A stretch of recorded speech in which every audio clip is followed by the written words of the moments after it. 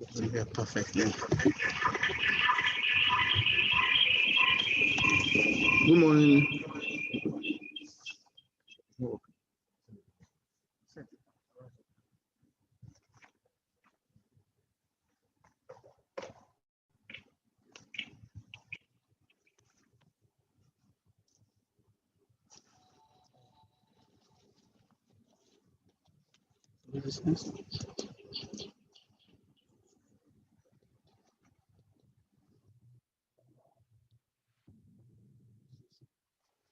Good morning, everyone.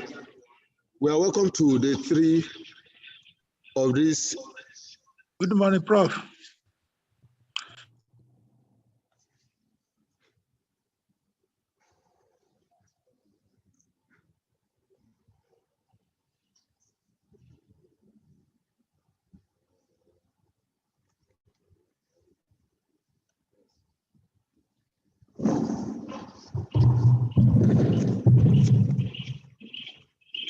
Good morning, everyone. We are welcome to the day 3 of today of this event 2 program.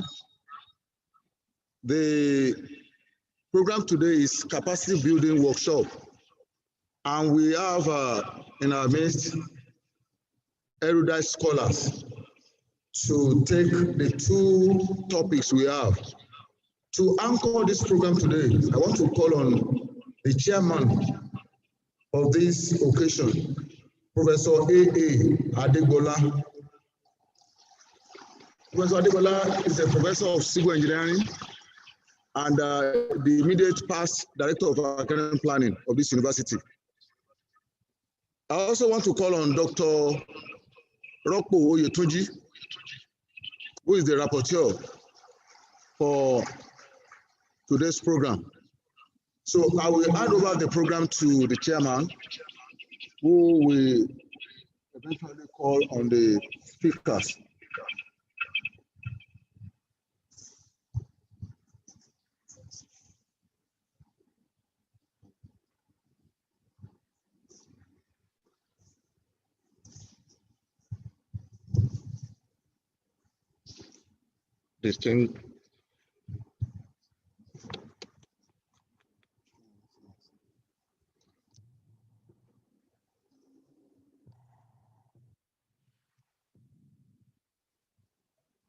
Distinguished guests and participants, I want to join the convener of this program, HUMBOLDT-KOLLEG OGBOMOSO 2021, in welcoming everyone to this conference. Today, which is the 3rd day, the 1st of July, 2021. Happy New Month, please. Having said this, I want to introduce the presenter for this session. But before I do that, it is important for me to let us know that there shall be 2 presentations today. The first one is proposal writing for external funding. Proposal writing for external funding. And the resource person who is going to anchor this session is Professor Dr. Olushola Odurongbe. He is a dean of the postgraduate school, LAUTECH, Ogbomoso. After this, please come to the item. After this, we will witness questions and answers on the topic, and thereafter we'll go for a short break. The second presenter of today is Professor Dr. Toyin Odeku. Professor Dr. Tony Odeku is here. I think he's on his. Oh, you are blessed, man. She's a chemist, pharmacist. I'm sorry. Oh, very good.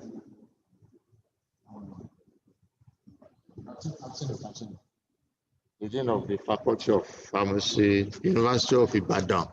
And she's the Humboldt Ambassador Scientist in Nigeria. If you don't mind, we would like you to come to the high table where you can be more comfortable and more secured while preparing for the next session. We will not waste much time. The rapporteur for this for today's program is Dr. P.O.K.Kolle, a mechanic. Oh, Oyetunji, sorry. Oyetunji, so he's there seated. I want to invite Professor Dr. Olushola Odurongbe to come and deliver the first lecture titled Proposal Writing for External Funding. Proposal Writing for External Funding. So you will start, sir, while all other things will be. So good morning, colleagues, good morning, participants, and also I want to specially welcome the Humboldt Ambassador for Nigeria, Professor Mrs. Odeku. You are welcome. It's always good to be together as Humboldtians. Okay, so briefly this morning, I'm going to make it very fast because the truth of the matter is writing a proposal is an interesting thing, and it is also something that you have to learn to do. You know, it is not something that just come by chance. Well, things can come by chance, but you need to have some nice skills. And I hope this morning I will be able to encourage us, you know, to dive into writing proposals. Okay? So let's start.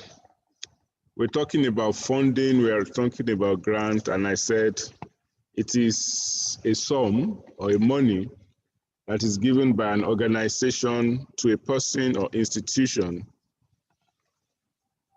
in order to perform research.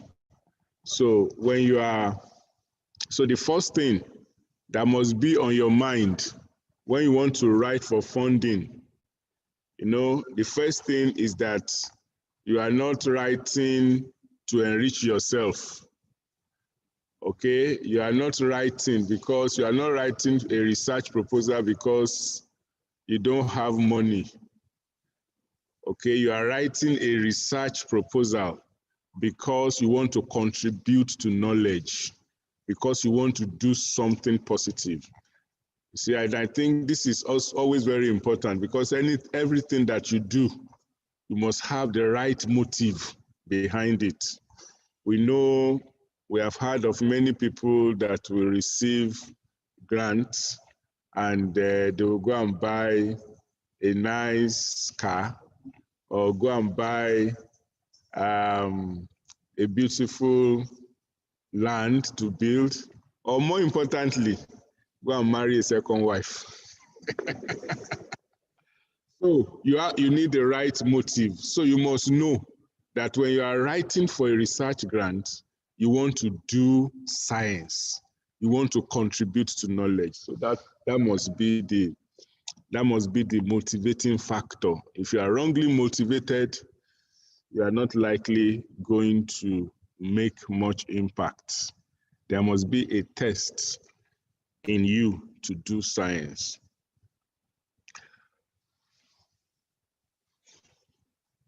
Okay, so my next slide, I will just, let me keep taking it so that, because I know we are so much behind time.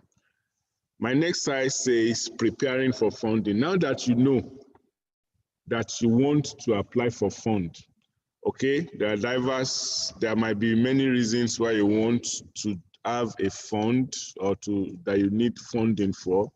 You might be a very top scientist, a professor. Then you need, a research grant. Maybe you are also a student. Then maybe you need a fellowship.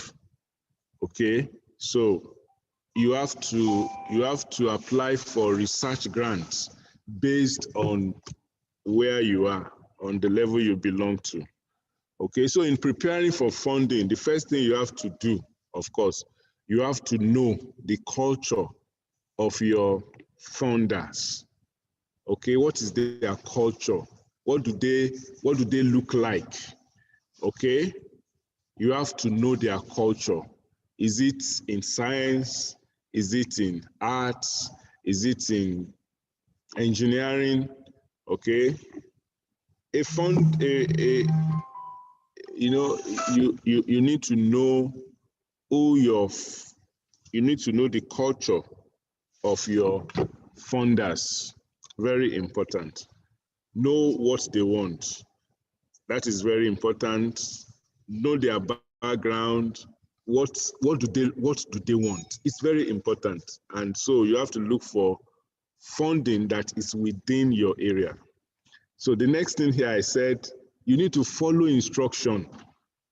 Okay, you need to follow instructions. There are some laid down rules that are very important. Okay, I remember, many a times I have ideas. This has happened to me severally. I have ideas. I know exactly what I want. And then suddenly, it's already on my head, and this is how this is how I must write my proposal. And then I will just see an advert. Oh, EDCTP. Oh, when is the deadline? Oh, the deadline is in November. Oh, no problem. I already have my proposal. So then when it is, the deadline is November 30. So when it is November 15, now I want to start submitting.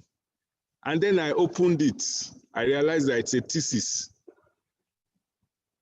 From one page to another, from one question to another, questions that are not in my proposal that I think I have.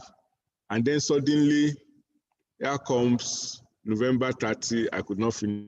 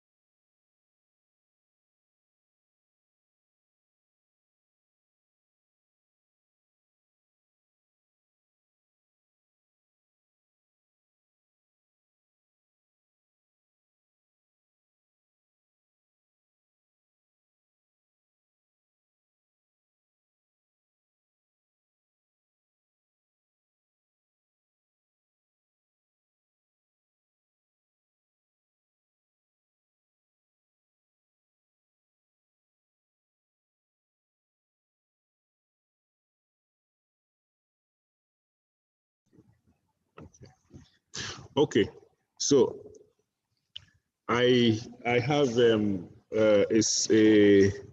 chart here. Okay, there's a chart here that I termed Pathway to Success.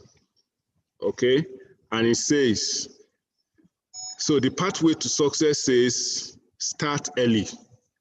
You know, I just told you now that I just looked at it. I saw a nice call, and I said, this call fits into my, it fits into my, that this call fits into my area.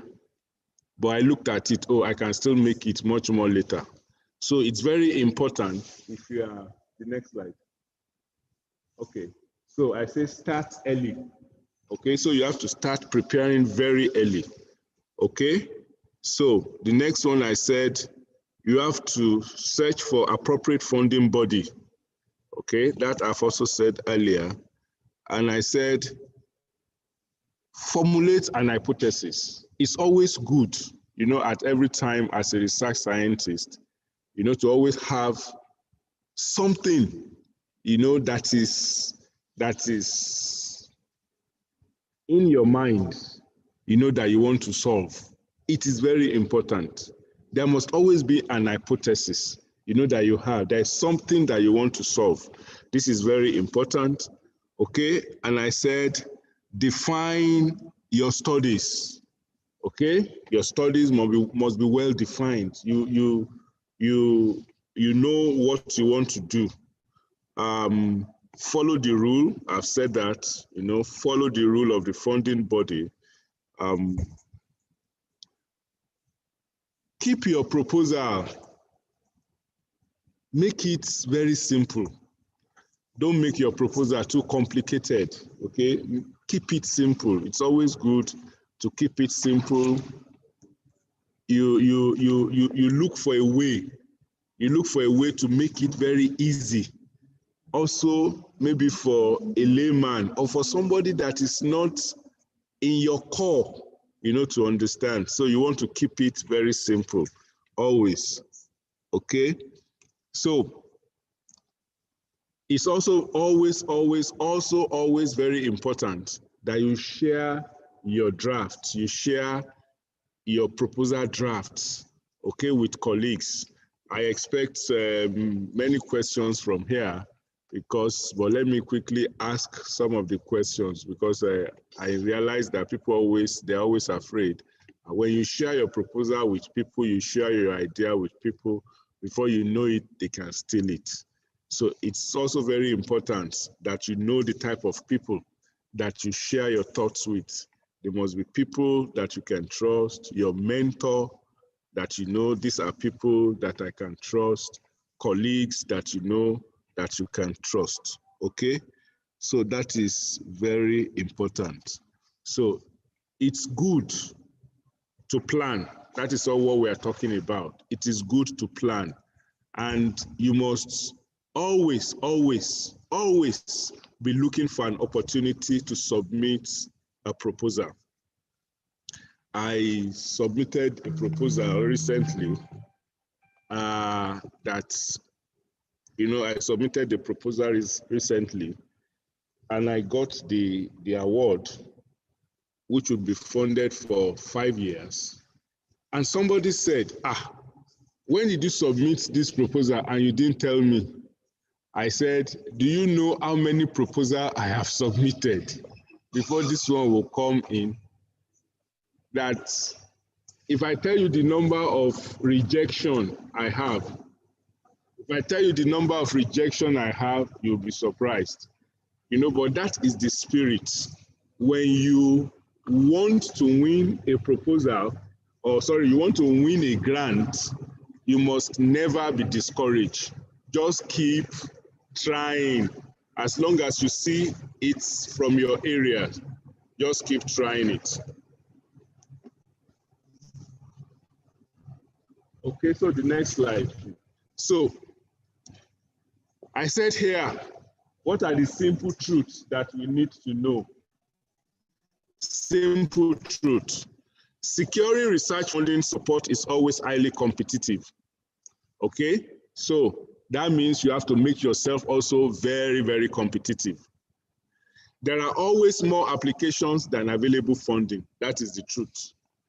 Okay, the grant I got just recently, it's a grant from Alexander von Humboldt, and all they wanted to do was to support funding for 5.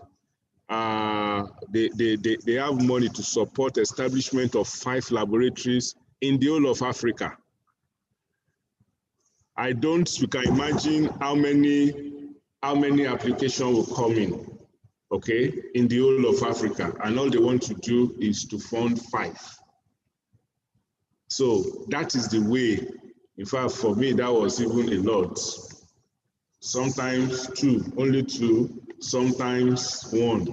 So that means you also need to make yourself highly competitive, okay? Stick to the rules, length, timeline, etc. I've said that, make sure you stick to the rule. If they said 200 words, make sure it is 200 words. If 200 words of abstract, just follow the rules, okay? Don't assume that their rules is not correct,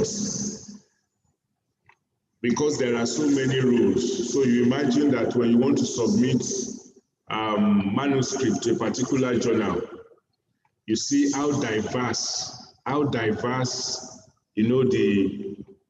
guideline could be.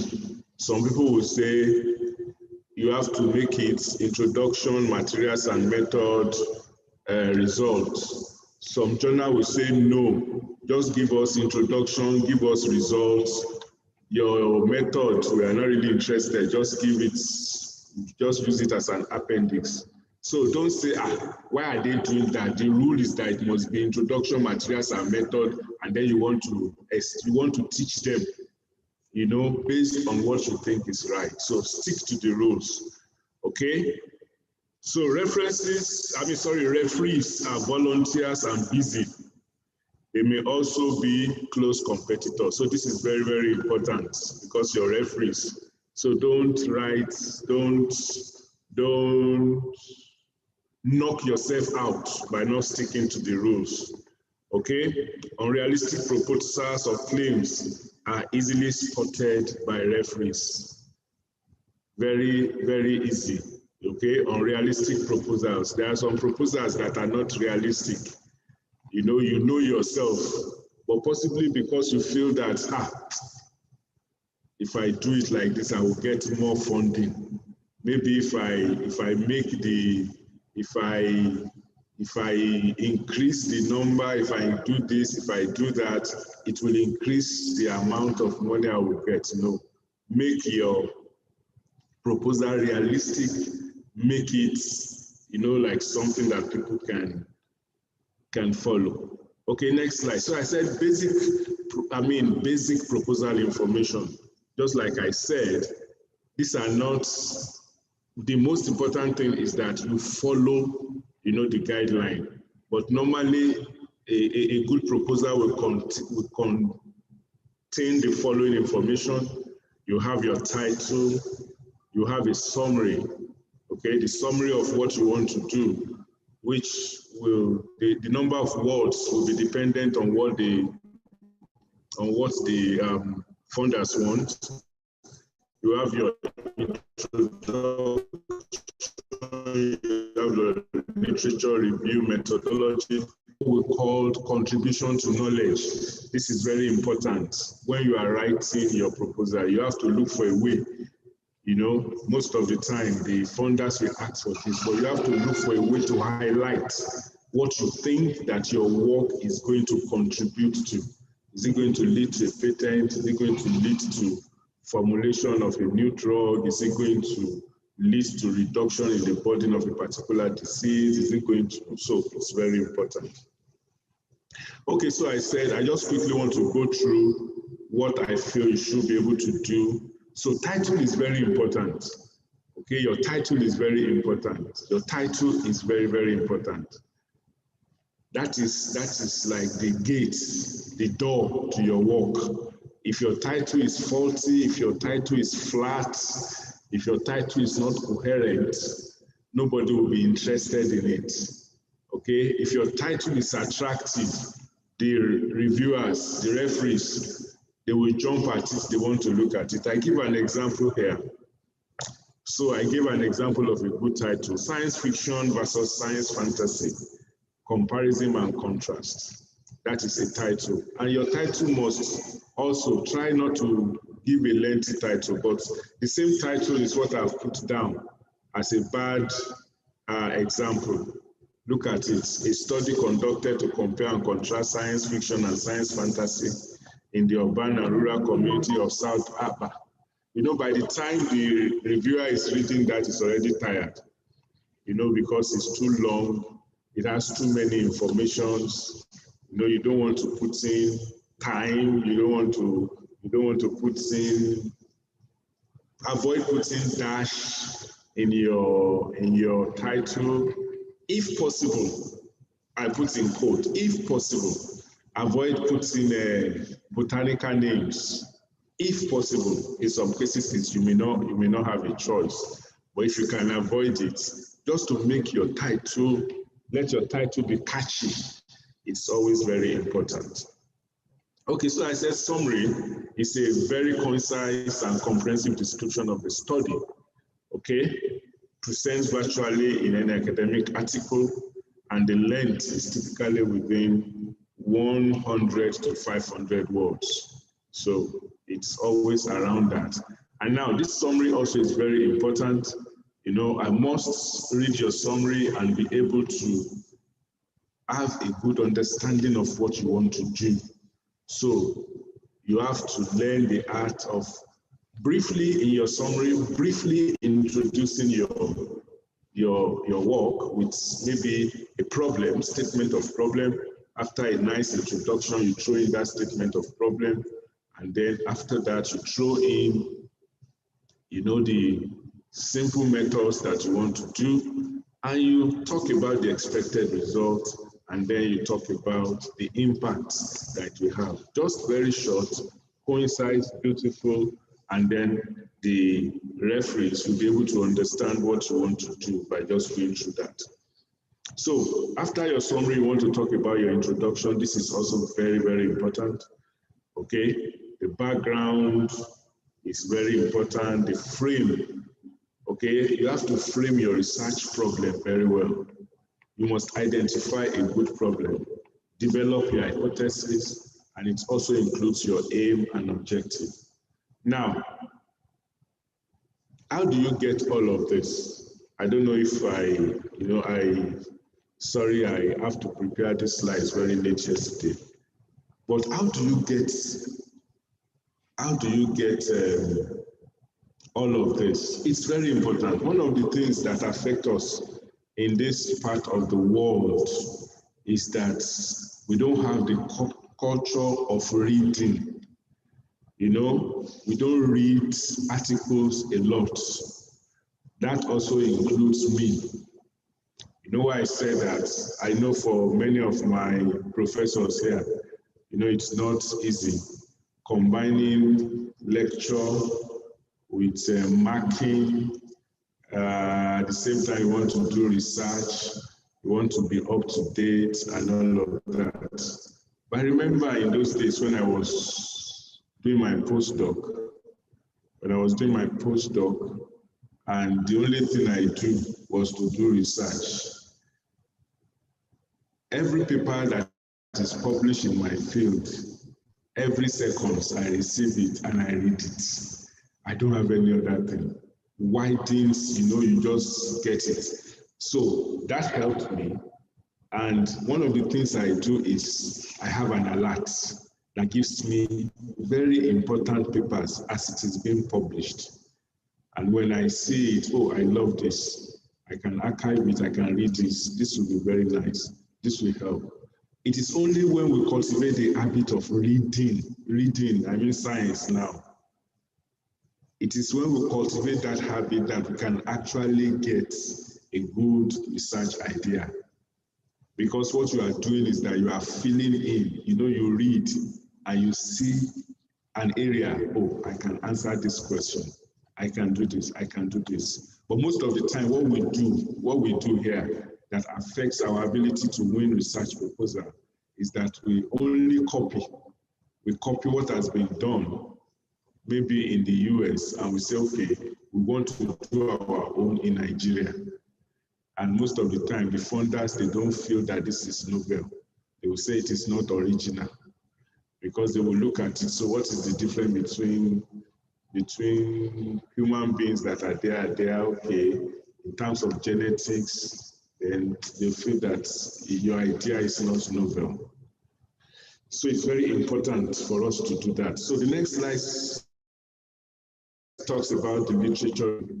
Okay, if you also, I will also say, I know there is the only way to get a good idea, the only way, I don't know if there are students here, but most of the people I'm seeing here, they are my guys. So for students, it's very important at this time. If you want to go far, you must be reading. You must be reading a lot of articles in your field, a lot. You read and you digest. You underline. That is when the thought will come. I can do this. This is a gap that I've identified. That is the only way to do it. So, I said, so when you are writing your literature review, also you want to let your funder know that you have an idea of what is going on in that area where you are submitting for. All these things are very important because they are the ones that will actually sell you, because everything that you have written will be read as long as they can see sense in it from the beginning. So you have to search the academic literature and you also have to search the grey literature. Okay, that is those ones that are not your term paper, your project, publication from the federal government or all of that. So that is where you are also going to describe the research gap in the literature review, because the literature review is that you are looking at the existing thing, existing information, and you want to let people see that there is a gap here. So you are writing, but most of the time, what we do most of the time when we are writing our literature review is just copy and paste. Okay, we just copy and paste. No, what we do actually is that you take the literature, you read it, and then you explain it, and then you identify a gap, and then that is where it starts. Show you can integrate and synthesize existing literature.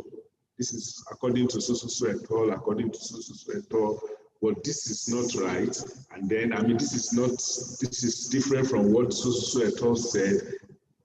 Then you now explain it based on your own understanding. And if what you have seen between the two or the three so et al. Is beautiful, and you can bring out your own explanation, that would be wonderful. So it's very important that we read a lot if we are going to make headway in getting funding.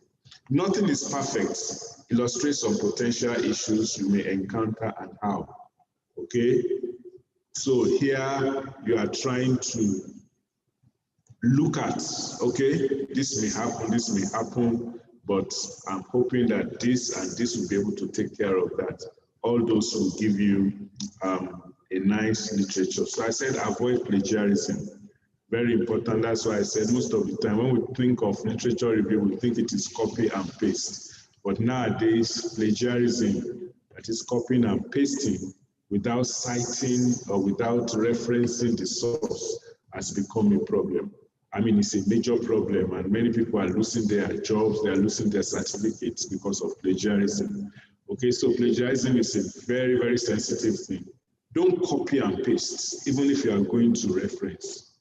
Okay, you have to always use your word.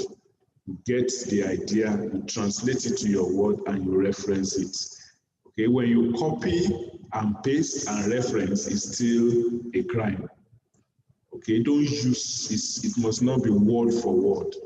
Explain it the way you've understood it. Explain it in a new light, and then reference the idea very well. So plagiarism is a complicated thing. I mean, it's a lecture on its own. Okay, so the next slide talks about the methodology. Okay, so your method must be well presented.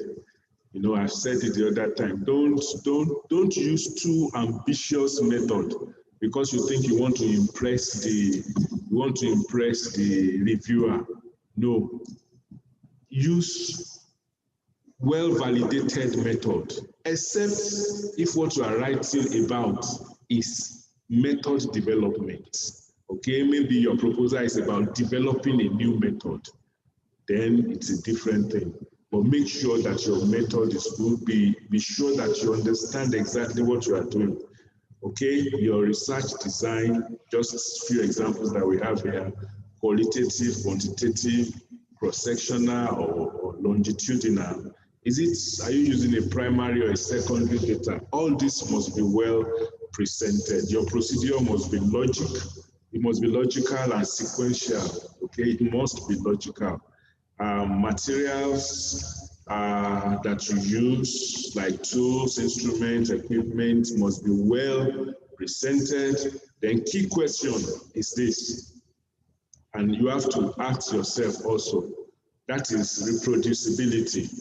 Could someone else carry out this entire project?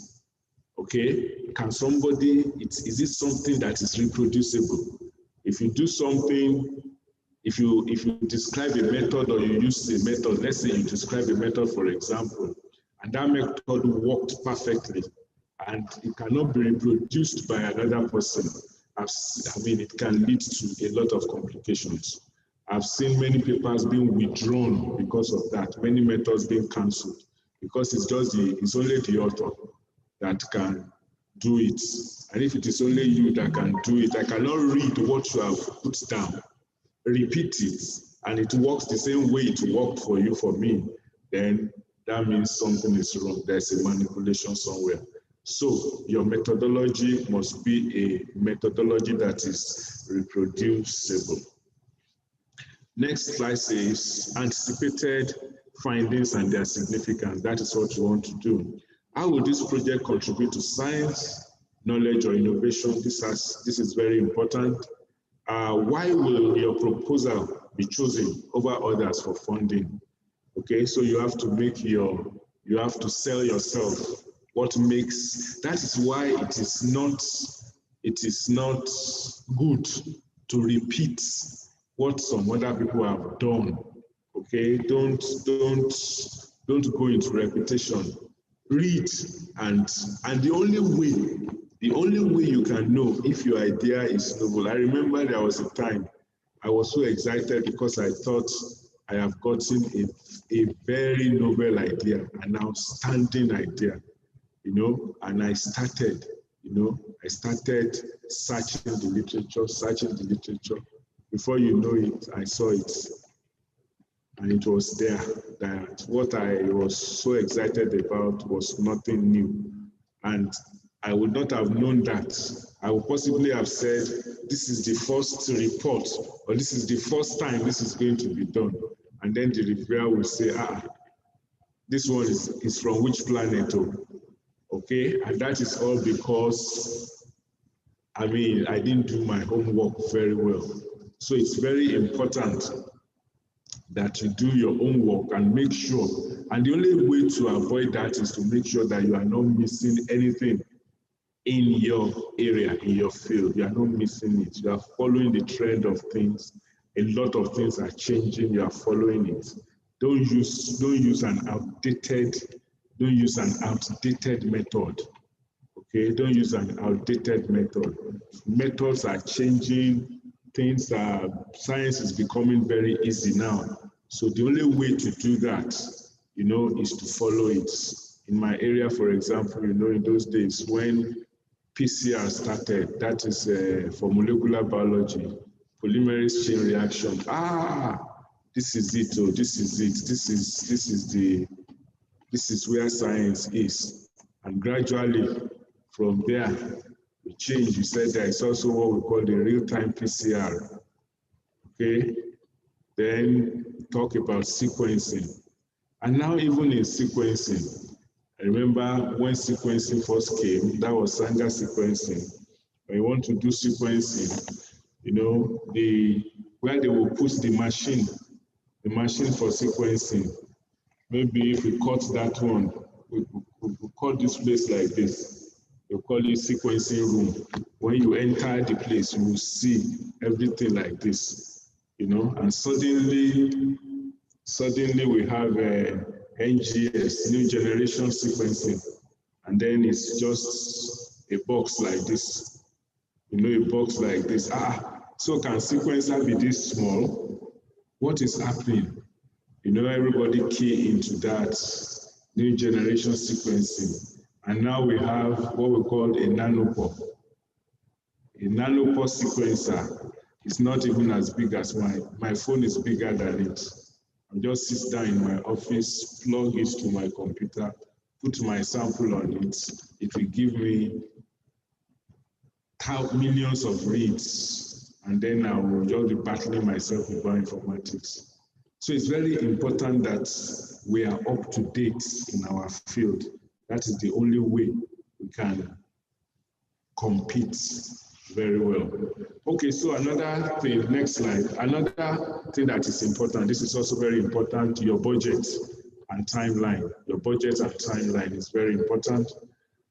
Yeah, most of the time, the funding, in most cases, the funding, they always tell you, this is what I want to fund, this is what I want to fund. I'm not going to fund any salary. I'm not going to fund buying a vehicle. You know, it depends. Some people will say, okay, I'll fund your salary, top up, you call it top up for 1 year. I'll fund buying of new vehicle. So you have to follow the funder's budget. So most of the time, and you want to make your budget realistic. Okay? So you see there, I said no padding. Okay, all inclusive research, how much all supply materials is. Remember that the people you are writing to, they're also human beings. Don't tell them that the cost of tire for a vehicle in Nigeria is 1.2 million, because they know, they also have an idea of how much these things are. So I said no padding. Evaluators are aware of what things cost. So there are no padding.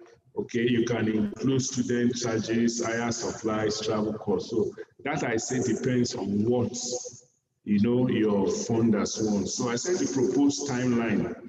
Okay, it's very important. Timeline is very important. And your timeline must be realistic. Your timeline must be achievable. Okay, don't impress, don't think you can impress a reviewer or your funders by exaggerating maybe what you can do, what can be done in 6 months, maybe because you want your money to be much, you want to make it to be 1 year. Or don't think that, okay, I can impress them with what can be achieved within 6 months. You say you are going to achieve it in 1 month, you know, because you want to look good, you want to look like a good person. Make sure that you allot the right time for everything, okay? And this can easily be presented in charts, very important. You know, I would have loved to show many of these, but just like I said earlier, to prepare this a little bit in a hurry, you know, because Prof asked this grant to host this conference since before COVID. That was before COVID. And then COVID came for a whole year. We could not do anything. And suddenly, within a short time, he decided to, he was given approval to host it, to continue with the hosting. And so it makes everything a bit a bit fast for everybody. So there are different ways you can represent your timeline in charts. That's what we call the Gantt charts. You know, that we just, it's a very nice chart that will tell you this is what you want to do. By just looking at the charts, you just see everything. You don't need, it's not wordy. A Gantt chart is really very good to always present your timeline. For example, also in our PG school now, for the students' proposal, we always ask them to prepare their timeline in Gantt charts, giving them an example, and I can see that many of them have been doing it very well. I mean, there are software for this, and also you can just do it on your Excel, and it's very nice. It gives an idea of what you want to do by just looking at it. Okay, so after your, of course, I'm not presenting in sequence, you know, what you should do next or what you should do next. I'm just trying to do things generally, because if I have to present in sequence, I will not present summary as a second thing, because your summary will come after you must have finished all your proposal. But the next thing I said here is the next slide, please. Choose an appropriate funding body. Okay? Okay, make sure you choose an appropriate funding body. All research funding bodies have written criteria to describe this, we have said. They will not fund outside this criteria. So don't waste your time by approaching them. Okay, are you in basic science? Are you in... Just look at whatever they want. This I've said before. It's very important that we follow that. So I said follow the rules. Very important. That's the next slide. Follow the rules. Very important. Whatever you are asked to do, that is what you want to do. I said be realistic. I've also, next slide. I've also said that, okay, in your research proposal, it is natural to try to impress the reader. However, unrealistic proposals are as dismissed along with bad proposal if your proposal is not realistic. So experts are looking at how long the study will take. Is it adequate? Is it realistic? Okay, is the outcome achievable? Is it going to make impact? And how much will it cost? So more importantly, next slide, I said this also earlier, share drafts with others. This is very important. Please share drafts with others. And one of the things I remember this when we had the webinar at postgraduate school during the COVID-19. I remember that one of our guests was saying, when he was talking about writing manuscripts, he said after you have finished writing your manuscript, read it to yourself. You know what that means? You read it aloud. You know, if you write something, and you make a mistake, most of the time you will read the correct thing because it is the correct thing that is in your mind, but it is the wrong thing that is there. So you will be reading the correct thing to your mind. Meanwhile, what is right in front of you is the wrong thing. But what you want that is already in your brain, that is what you are reading. But when you are reading aloud, you know, don't worry. When you are doing that, make sure you are alone. If your wife or your husband is not a scientist, explain that I'm still here. I've not turned haywire, because by the time they see you pacing around and reading aloud, so that they will not call the doctor or the psychologist to come and see you. So it's very important you to read out what you have, because if you don't read out, if you keep reading, you will read it 20 times, you will be reading the wrong thing, because the right thing is here. And that is what you are reading, the wrong thing is here and you cannot see it. But when you are pronouncing every word to yourself, you suddenly realize that, what is this? So it's very important. So the same way, share the draft of your work with somebody. Okay, share your draft so that they can do it. You should be willing to accept constructive criticism. Okay, you should be willing to accept constructive criticism. When somebody tells you that, I'm afraid, somebody that is your mentor, that's what I mean. I'm afraid this idea cannot fly. There was, one of my students recently wrote a very nice review article, and he sent it to me. And the moment I saw it, I said, your topic is very beautiful, but your write-up cannot even move one step, because it doesn't fit.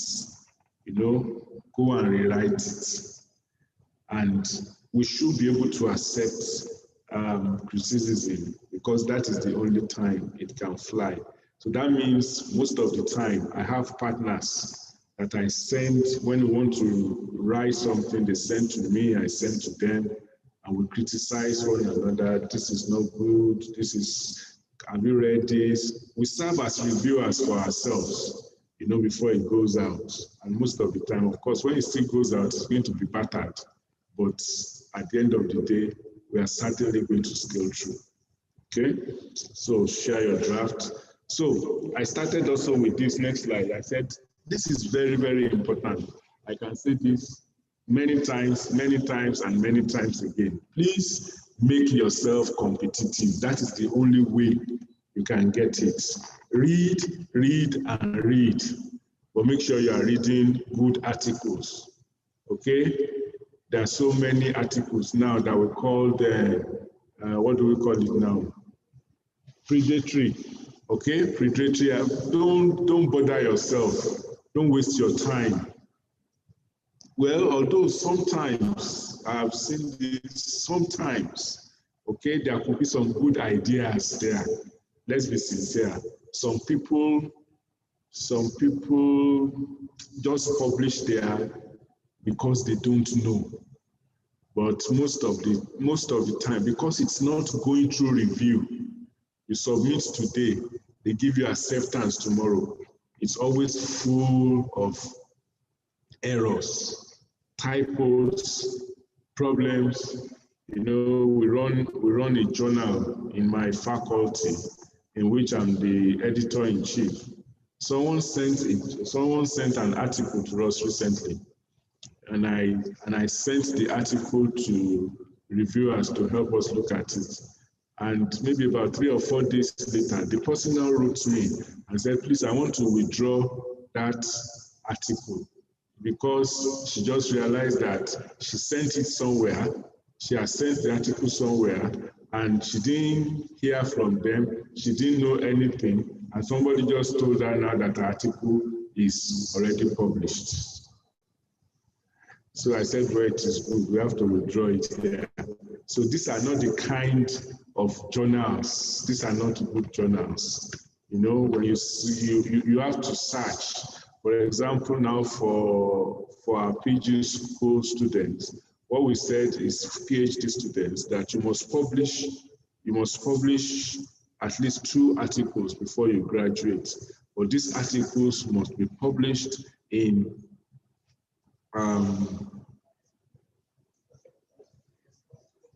Scopus, yeah. So it must be published in Scopus. Now, if you look at the Scopus database, I don't have an idea of how many journals are in Scopus database. But I know they are in thousands, if not in millions. Okay?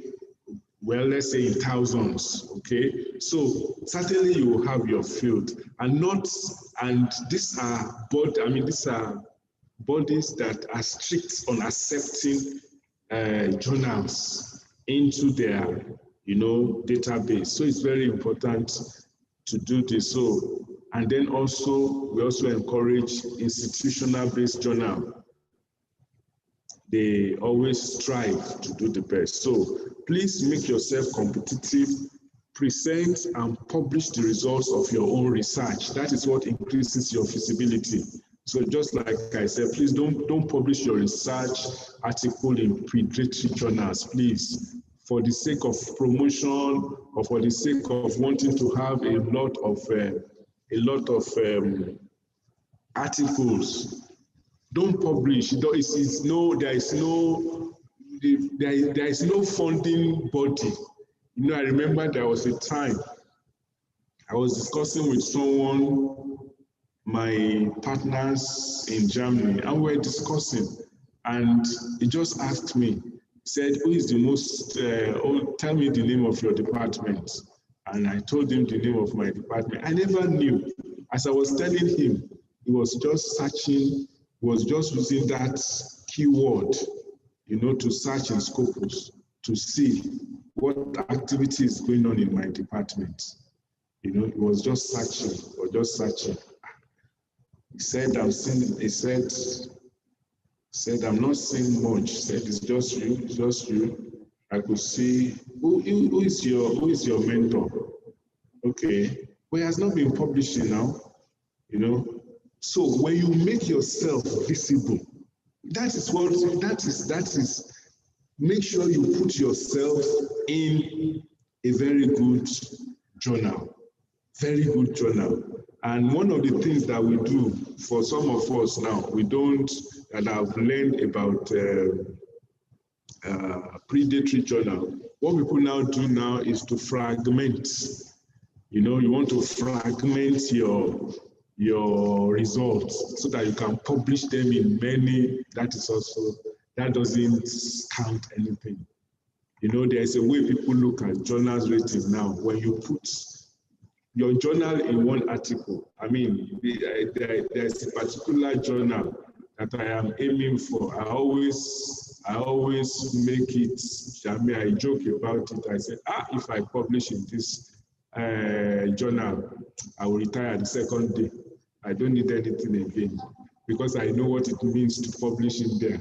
But of course, I know if I publish one there, I'll publish 10 because it's always sweet when you have your name in high impact factor journal. Very, very important. I remember there was a meeting I went for. I was invited by WHO, you know, to come for that meeting. It was just chance. When I first saw the email, the first thing that came to my mind is that look at all these Yahoo boys that want to scam me. You know, I was outside Nigeria then. If I was coming back to Nigeria that day, I just saw it. I said, these ones are very foolish. But suddenly, something within me, maybe my spirit or my Holy Spirit, said, go and look at that. Go and look at that email again. Thank God I didn't delete it. I look at the email because the first thing that came to my mind is that if WHO is going to invite me to a meeting, will they put it in my, because what we know is that if WHO is going to invite me, somebody that I know will go there and will tell me, I submitted your name, just be expecting a mail from WHO to invite you for a meeting. That's how things work. But somebody just said WHO. Then I went back to it again, said, search the person that signed this letter. I searched the person that signed the letter. I look at his picture. I saw that this is actually from WHO really. And I was afraid, but I just sent the information they wanted. After I did a small search, I sent it. And I was careful, you know, with the information. And before I know it, they just sent back to me that we received, you're invited to a meeting in Geneva, this and that. You know, and that was it looks like a joke. Then within me, I said, okay, when I get to that meeting, I will know the person that put my name into that group. That was I will know the person because I was thinking, where is this coming from? So that was the first time I will even be going for a meeting. Then they didn't even bother. They sent all my money. You have not even met me, and I was beginning to be afraid. You are sending $1 into my account to come for a meeting. I don't even know. So I left, I went there, and I got there and I saw that it was a high-class meeting. We had a strong, and I look, I did not see anybody there that I know.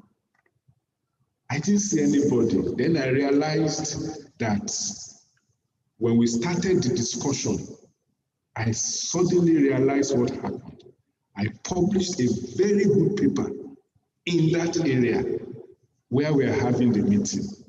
And that was it, and that was it. Just one paper, it was one paper in a very good journal. They were just looking, okay. So they just sought my name by paper. So it's very important that you publish. You don't know, it could be anything. It could, and that was how I just enjoy WHO free money. From there, many other WHO appointments came. So it's very important. Just try, don't fragment paper, publish well. It's very important, okay? So publish with a well-known researchers that could be your mentor and build your CV. Very important. It's very important. There is no lone ranger that can make it anymore in science. Even if you are alone, nobody will even bother. You can't even go far. So you have to have mentor. So also very important, attend international conferences and present your work for criticism.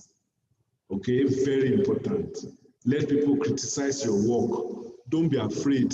Let them, I remember there was a conference I went for in Germany, and after presenting my work, they almost tear me apart. I felt like I should not come here. But I was happy because I was already preparing. I saw a lot of errors in what I presented because, this where I just need to present, and all those Igbo people, they were just raising up their hands and they were just tearing the thing apart. And I finished the manuscript. I just threw it straight away into cold water, because they just showed it to me, and I realized that I need a new design, to do my work. But it was fine, and I was happy, at the end of the day, that they won't give me, because I would have wasted my time. And of course, that also gave me some new open doors. Despite the way they tear it, some people were interested that we can do this. Can't we do this? Do you have this kind of sample? And we started it, and that was it. So it's very important. Don't make yourself to be a local champion. Don't feel bad when people say that your work is not good. Little by little, you will get there. So it's very important that we attend international conferences. Put your work, let them criticize you. Let them tell you that what you are doing is not good enough. Or let them tell you that it is good, and then you can meet, new colleagues. I think, okay, I can conclude here, and I said dream is very important. That's where I started from. I said, why do you want to apply for a research proposal? Okay, dream that you want to solve problem is very important. Okay, dream, innovate, think out of the box. Okay, innovate, create. Those things are very important. Imagine it. Okay, disseminate. These are very important. Think outside the box. Be meticulous. Of course, be passionate about your research. It's very important. You need passion, to be able to go far. For somebody like me also, I never imagined that I would be a researcher. That was not my dream. Okay, my dream was to work. Maybe I would have met Professor Depp a long time ago, because when I finished microbiology, all I wanted to do was to work in a pharmaceutical company. That was my dream. It was as if Pfizer then was made for me. That was my dream company. I wanted to work in Pfizer. In fact, every time I go there to submit application, I will claim the land. I will speak in tongues. I will move around. I love that company in Lagos. I will sit down. I will submit my application. I was not tired of submitting the application because I feel this is where I was created to work.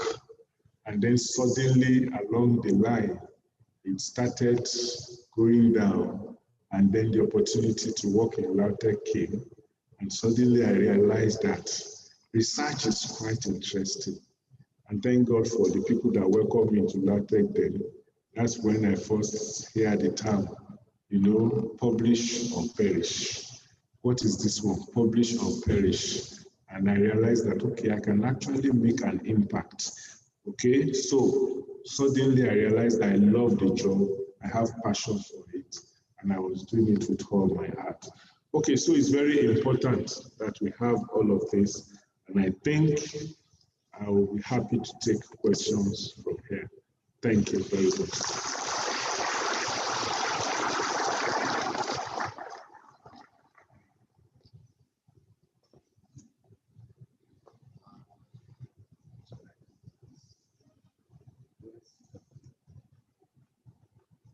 Thank you. That was Professor Olusola Olurugbe, a distinguished scholar and the dean of the postgraduate school. It's time to ask questions. And I'm sure that I could see while he was presenting the paper, so many people were writing down, trying to put things on pieces of paper. And I suspected that what they were doing was that they were putting down their questions. So do we have, because it's an interesting paper, and if we were to ask people to raise up their hands if you want to get research grant, I'm sure all of us will be willing to be involved in writing proposals for funding, external funding of our research work. So this is how we will do it. We will ask all our questions, and the presenter will answer all of them together.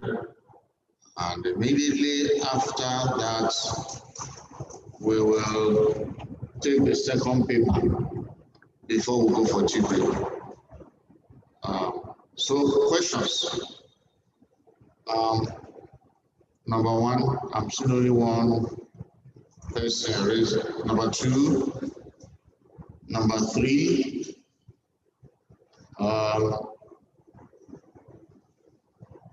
Okay, please, can you just come to the podium? I want us to be that way, because we don't have a spare mic to do that. Please come to the high table and let number one come. Number one will ask his question. The presenter, do you want to put it down? I could help with, so come for your question, please. Thank you very much, sir, for the lecture. My question is, you itemize in how to want to make up in a research. We can link with a very good researcher in our field. Okay. So that we can link with high researcher in our field. I did this once. I conducted a research. I wrote the article. I looked for a very high researcher in my field. I wrote to him that this is what I've done. I want collaboration. Can you read through this manuscript? He was interested to read the manuscript. But when I said that, what we did after that, I said if you put his name there so that we can publish together. So he rejected it. So how do we now link with the high researchers? That's my question. Thank you. Number two, I'm sure the presenter has taken down the question. Yeah. Let me also, my name is Elumudashu. Let me also say well done to the presenter. It's a very nice one. I mean, and I'm telling Dr. Savannah that this is the first time I will be filing for the whole period of attendance of lecture to sit down. Maybe I've done this 10 years ago. Maybe I've also been a different researcher at all. Thank you, sir. My own question is about the issue of collaboration, as you mentioned here, even not to the extent, even within the 6 steps. How much level of collaboration do we need to require? I mean, interfeed among ourselves to achieve good results. Like I'm an engineer now, I'm a engineer of material science and technology. Do we need to go into the other area of maybe probably in our field, civil, food, even people in physics that have the same diversity? How much do we need to come together to be able to achieve results so that we can have a very good research proposal that can win funds? Thank you, Dr. Mudashiru. The third person, please. My name is Julius Ajayi. I'm a PhD candidate at the Department of Transport Management. I have 2 questions, sir. While you were discussing about sourcing and reading literatures, in my own research, I discovered that if I want to access very quality journals, especially from these high impact journals like Elsevier and Copernicus, I'm required to pay a certain sum of money to access such papers. How am I going to access quality journal articles without having to break the bank?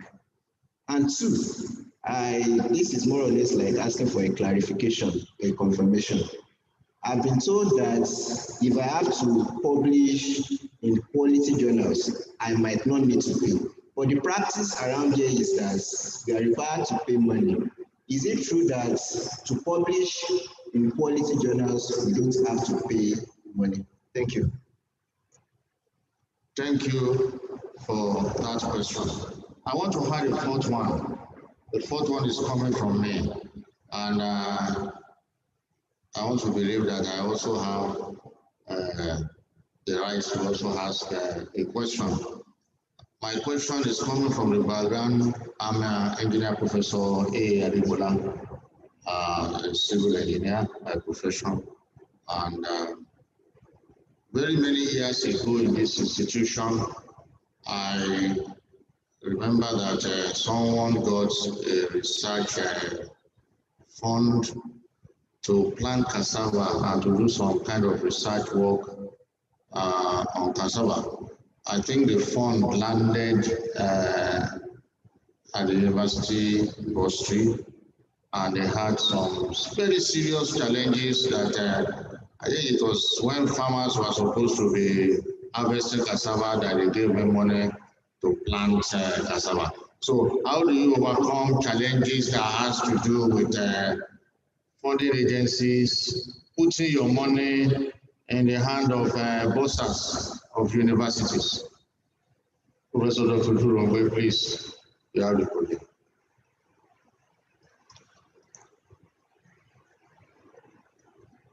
Thank you, sir. Okay, let me start. The first question. Yeah, when you were talking, I know. I mean, it's in this part.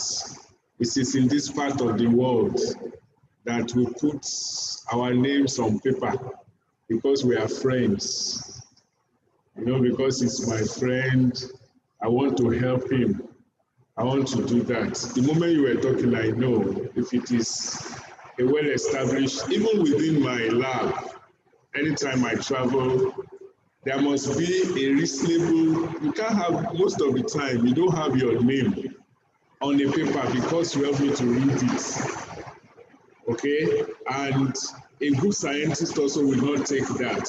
The only thing they will just say is that put my name, acknowledge that I help you to proofread it. You just say, acknowledge me that I help you to proofread it. A good scientist will not say that. So, what you have, I mean, certainly, if you are going to have a partner, it's not in helping you to read a finished work. It's in both of you designing the work together and completing it. So it's easier for you to attract a partner by sending a proposal. rather than a finished work. I mean, what is good to do is now that he has done this for you. Normally from experience, you are just acknowledging, and then what can we do together? Then you design a proposal, and then you can work, like that together. So normally, from ethics point of view, from an experienced researcher, they will not allow you to put their name. Even in my institute there, we have a norm. The director of the institute should have his name on all papers. So most of the time when we write before we send, after going on through, we send the paper to him. So when you send the paper to him, his name is always on the last bottom. And he will now look at his contribution to that paper, and then it will, if he feels that he has not contributed, that reading, he will strike out his name. That don't include my name. If he has put in his money because he also has his own fund, or he has been part of it, then you can have his name on it. So you have to design something together so that you can become a good collaborator. And it's very important that you have a collaborator. Very, very important. Okay, so to what extent can we collaborate?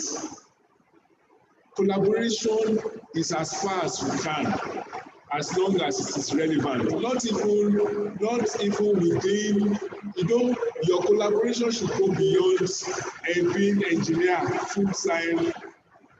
You can collaborate with people in science. You can collaborate with people in sociology. You can collaborate with people in psychology. There are some multi-center studies. I was part of a study. I was not the principal investigator. The grant was won by one of my collaborators in UI. It was such a big group. We have people in sociology, we have people in psychology, of course we have people in statistics, we have people in biostatistics, because of what I remember the day we won the grant. I was still very young. Now we have to go for meeting.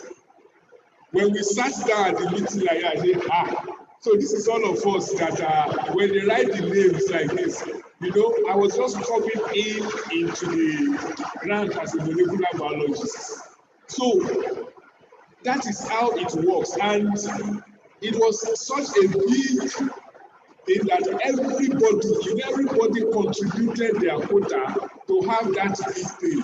So we must be ready to collaborate with anybody as long as we have this idea. The moment you have an idea, you will surely need people, identify them wherever they are, and collaborate with them.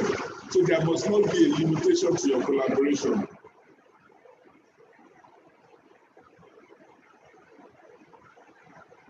Okay, you talked about payments. Payment for assessing articles. Yes, you are right. You are right. It has become a norm, but there is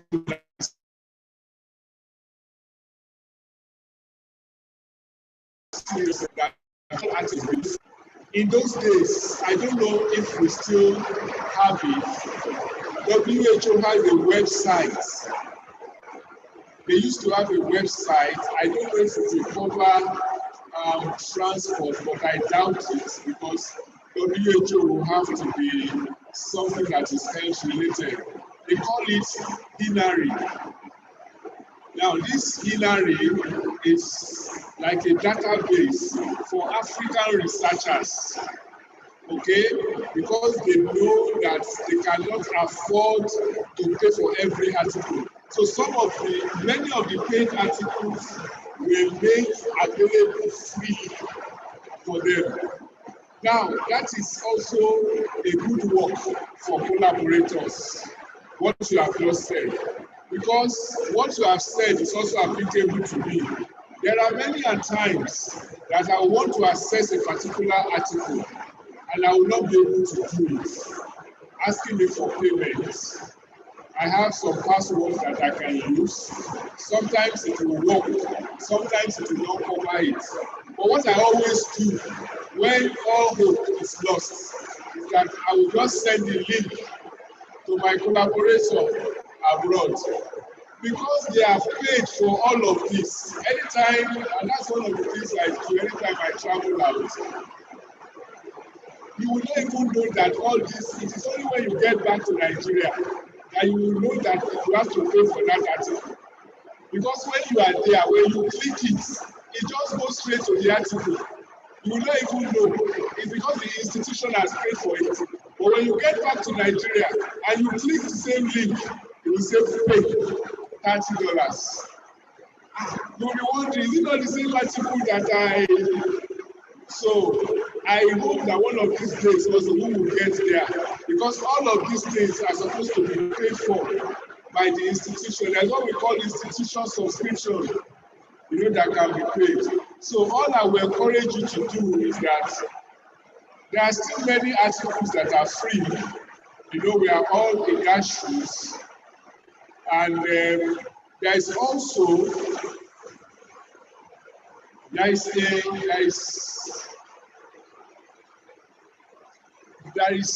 website.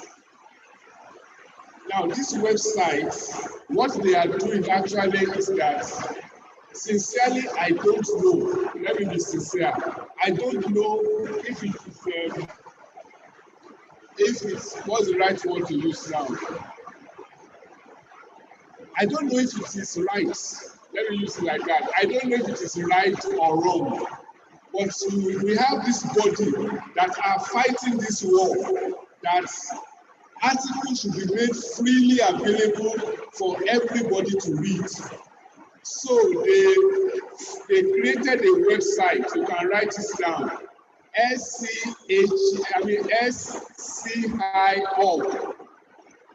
Okay, SCI-org. So when you have that, when you just put in maybe the DOI or a keyword into that, if it is available, we just open it and give it to you for free. But most of the time, I think they track this. That's why I said I don't know if it is right or wrong. Most of the time they track them because they keep changing the web address. They can use one web address for like 6 months or 8 months, and the next time it will be changed. So, but when you write SCI-org, it will. They have it .de, .za, .co. They just keep changing it, but it's also available there. You can find almost every paper in that hub, which you can make use of. Okay. And then you talk about quality journal payments, to publish in quality journal. Well, why? Yeah, that is true. And also, you have so many journals now that uses two types of publication model. One in which you will pay an open access fee, and it will make your article available immediately. Now, the open access fee is very expensive. €1,000, $1,200, £1,500. That's the open access fee. And when you pay that open access fee, your article is available for everybody to read. But there is also the free version, whereby you don't have to pay. Most Elsevier journals now do that, in which you don't have to pay, but your article will not be freely available.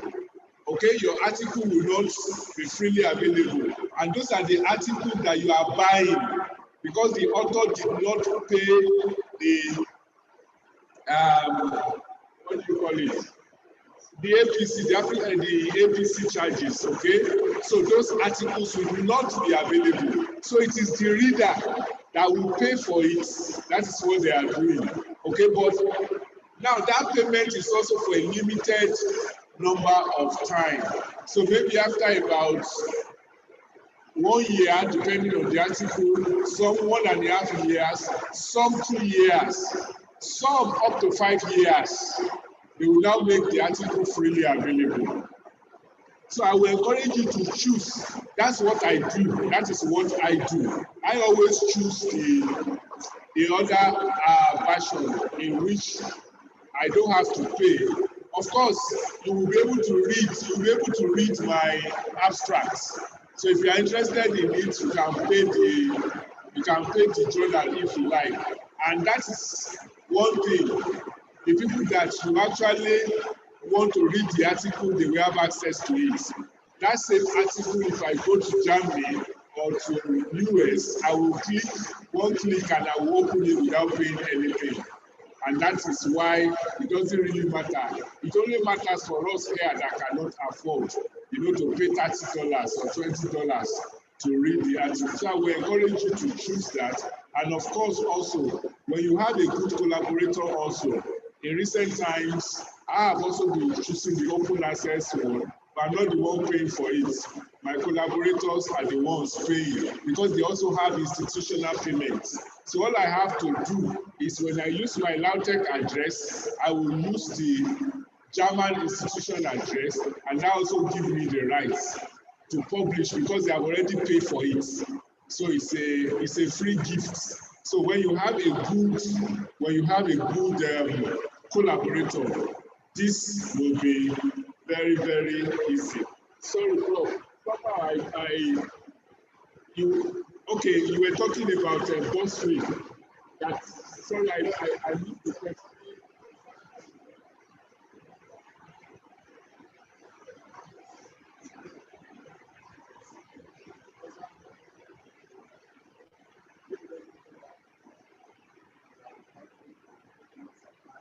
Yeah, that is true. That is true. I think maybe that is one of the things that we have to also do here in our institution because we don't. I know in places, maybe places like UI and all these big universities where they have special grant accounts, they have sub accounts in which, although the university will receive your fund, but you will still have some form of access to it in that way that all they need to do is just to approve it. I know we do have this kind of bottlenecks here, but I think these are problems that we have to solve, internally. It's something we have to resolve because you don't want your grant money to come and then there will be questions being raised at the bursary, you have to do this, you have to do that. And before you know it, time is running, the funders are counting days, and they are telling you to submit reports. The university is not releasing the fund, and this will have a negative impact on you. Of course, it will also affect the university negatively. So I think policy makers will have to look into that and make sure that we don't have that. So I think I've tried to answer all the questions. Thank you, sir.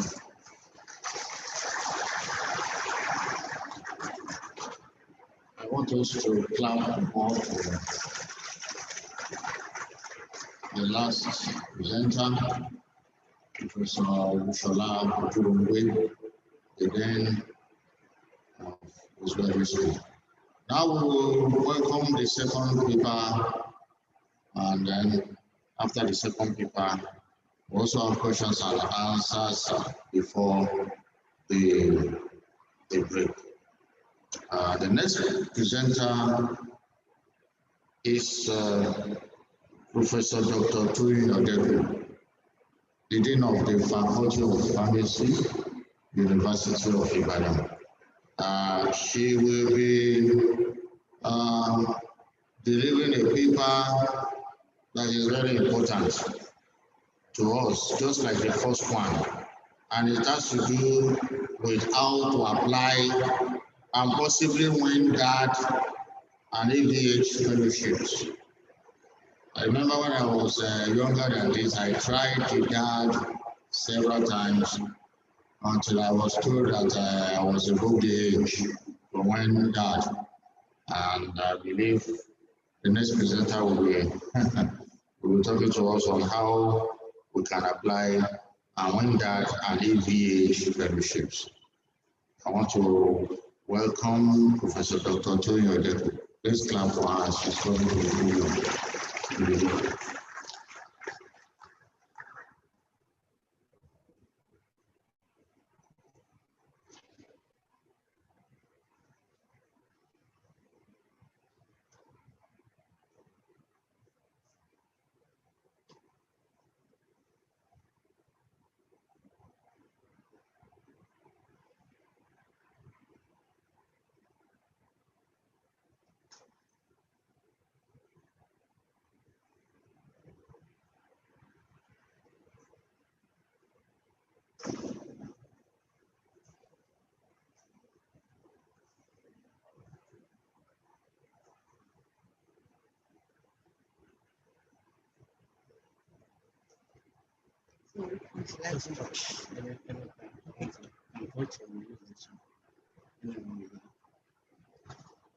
So can I use this up and down or you touch? Thank you very much. Thank you, Chairman of this occasion, and my very good friend and brother, Professor Ojurongbe. I want to congratulate Professor Jeka Ifa for holding this conference. Like Professor Ojurongbe said, it's supposed to have held over a year ago, but thank God it's holding. And it held because of his persistence, because he had to convince the Humboldt Foundation that indeed it is safe to meet physically. I'm going to be talking about a very interesting network that incidentally I, Professor Jeka Ifa, Professor Ojurongbe all belong to. It's a very beautiful big family, and that is the Alexander von Humboldt Foundation. And like I was introduced, I'm the ambassador scientist to Nigeria for the foundation. Normally, the foundation has like a representative in every country. And you know, Germans, they don't do their own things by quota system. I don't know the criteria, I just got a letter of award. And the thing is to promote the activities of the foundation. And I always look forward to the platform because it's a fellowship that I think every researcher should have because it supports you throughout your lifetime. So I'm going to be talking about this, becoming how to be a part of this worldwide network. The Alexander von Humboldt Foundation, that's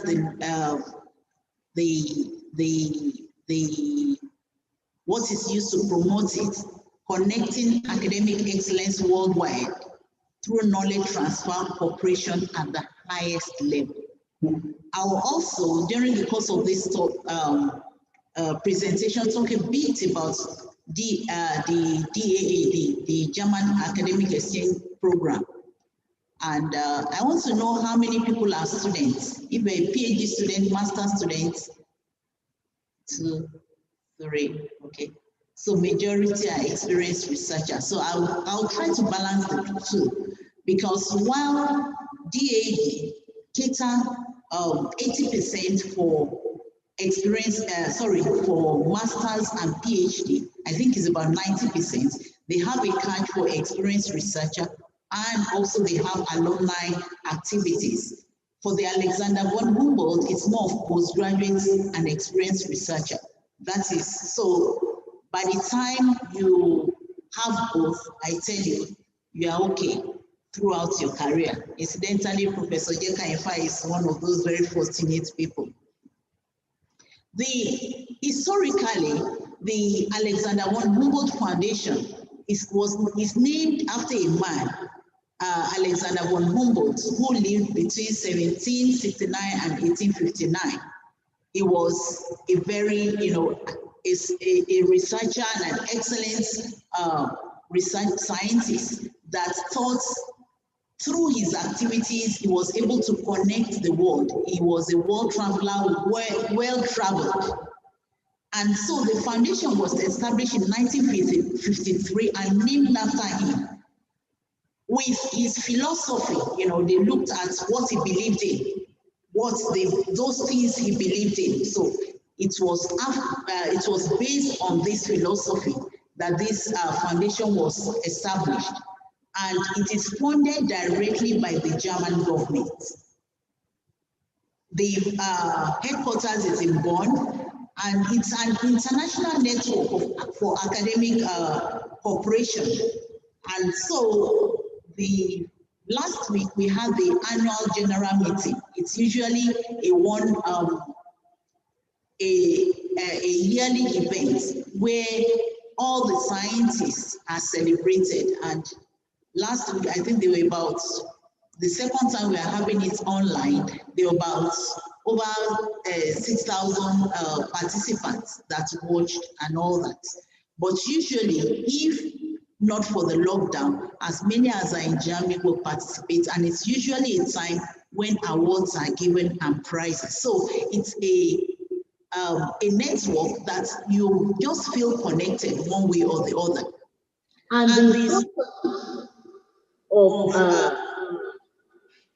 excuse me, something is echoing. Okay. So what they do is to strengthen cutting-edge research through internationalization.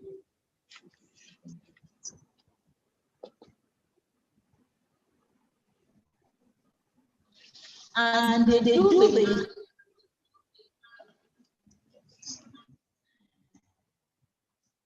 The volume is on.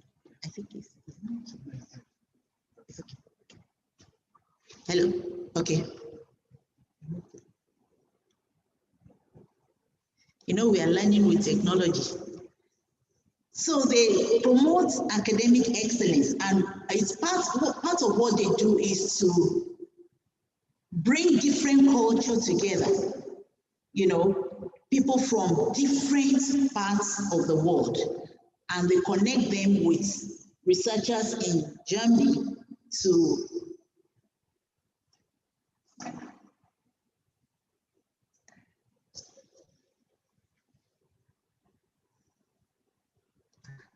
okay.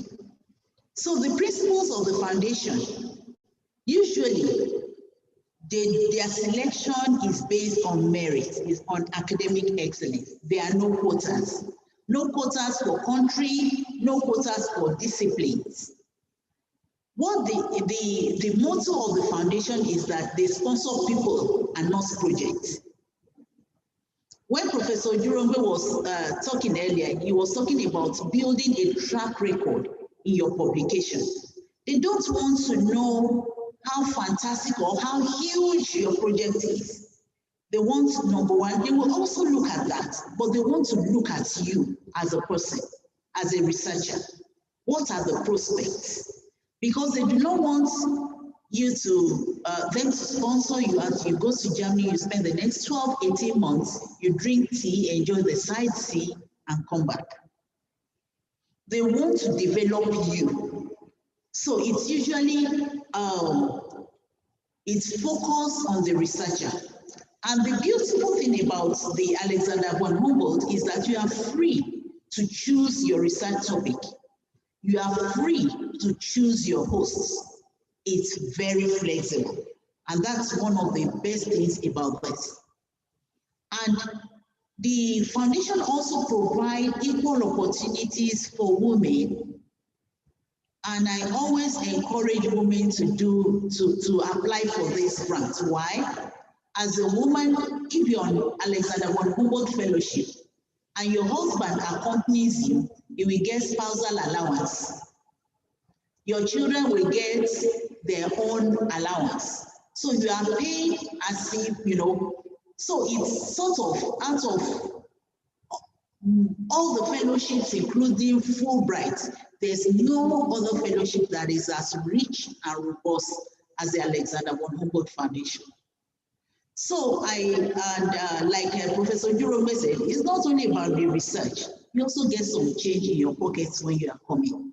because it's such that they take care of all your needs. And they want you to, while in Germany, they want you to be able to concentrate. So they try as much as possible to make it flexible.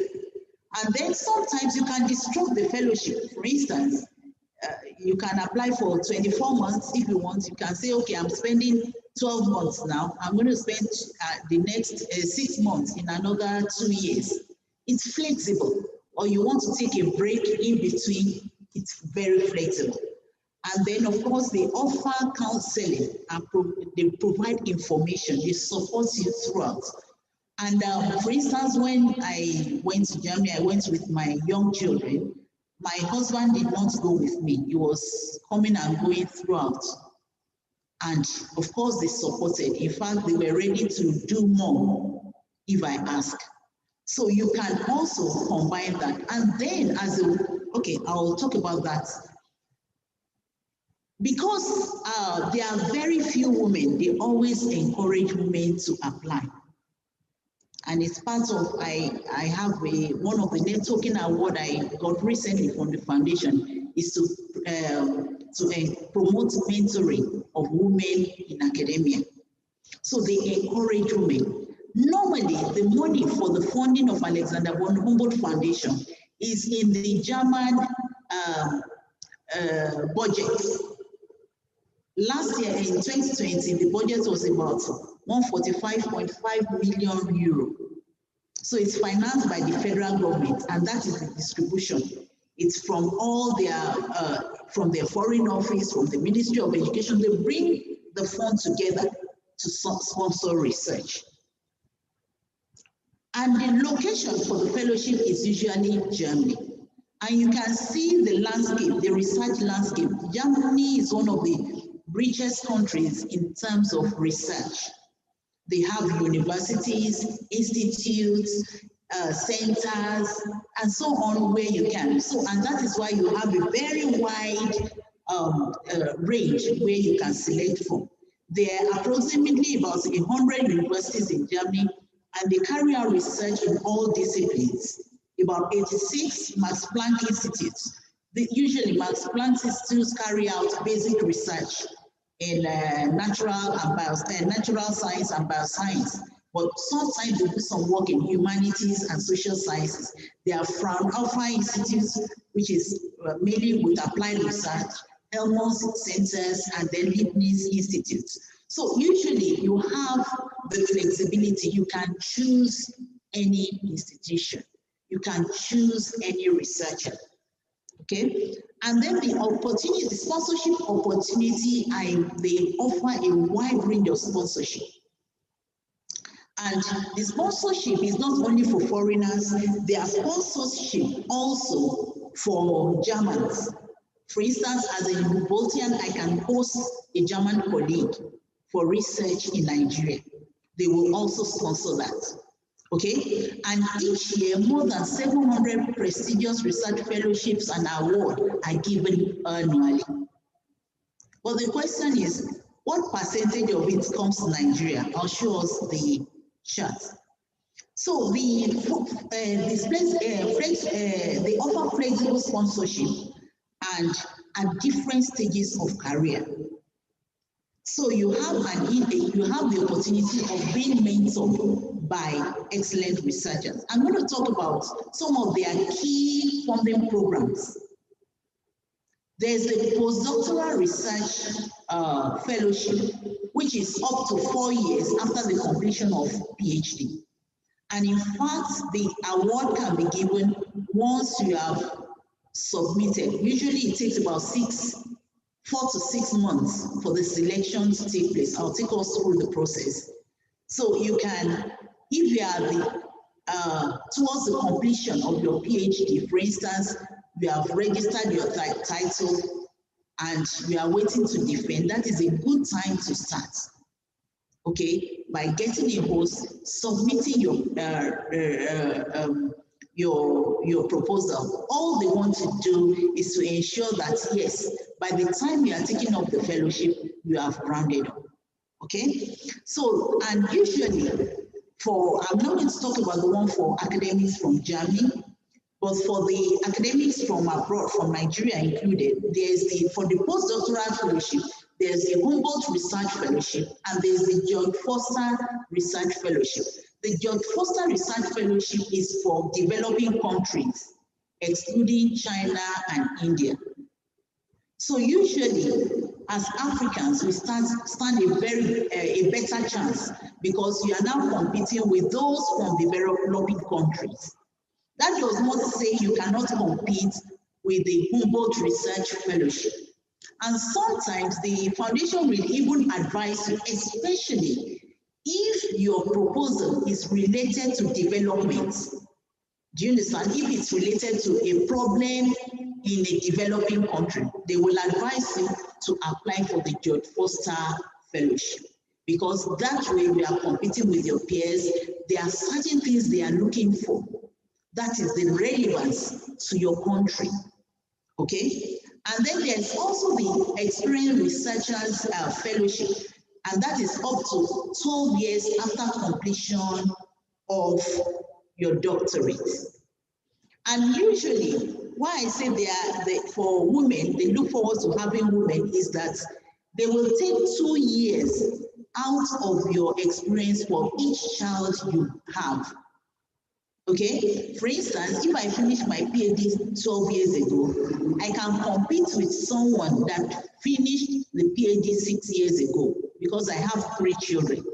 So for each child, they will say, okay, they expect you to have taken some time off when you were pregnant, some time off for childbearing, and so usually when I see women that are at the right stage, at least you have been able to build your profile to an appreciable level, even if you completed your PhD 13, 14 years ago, that does not stop you or discourage you from applying.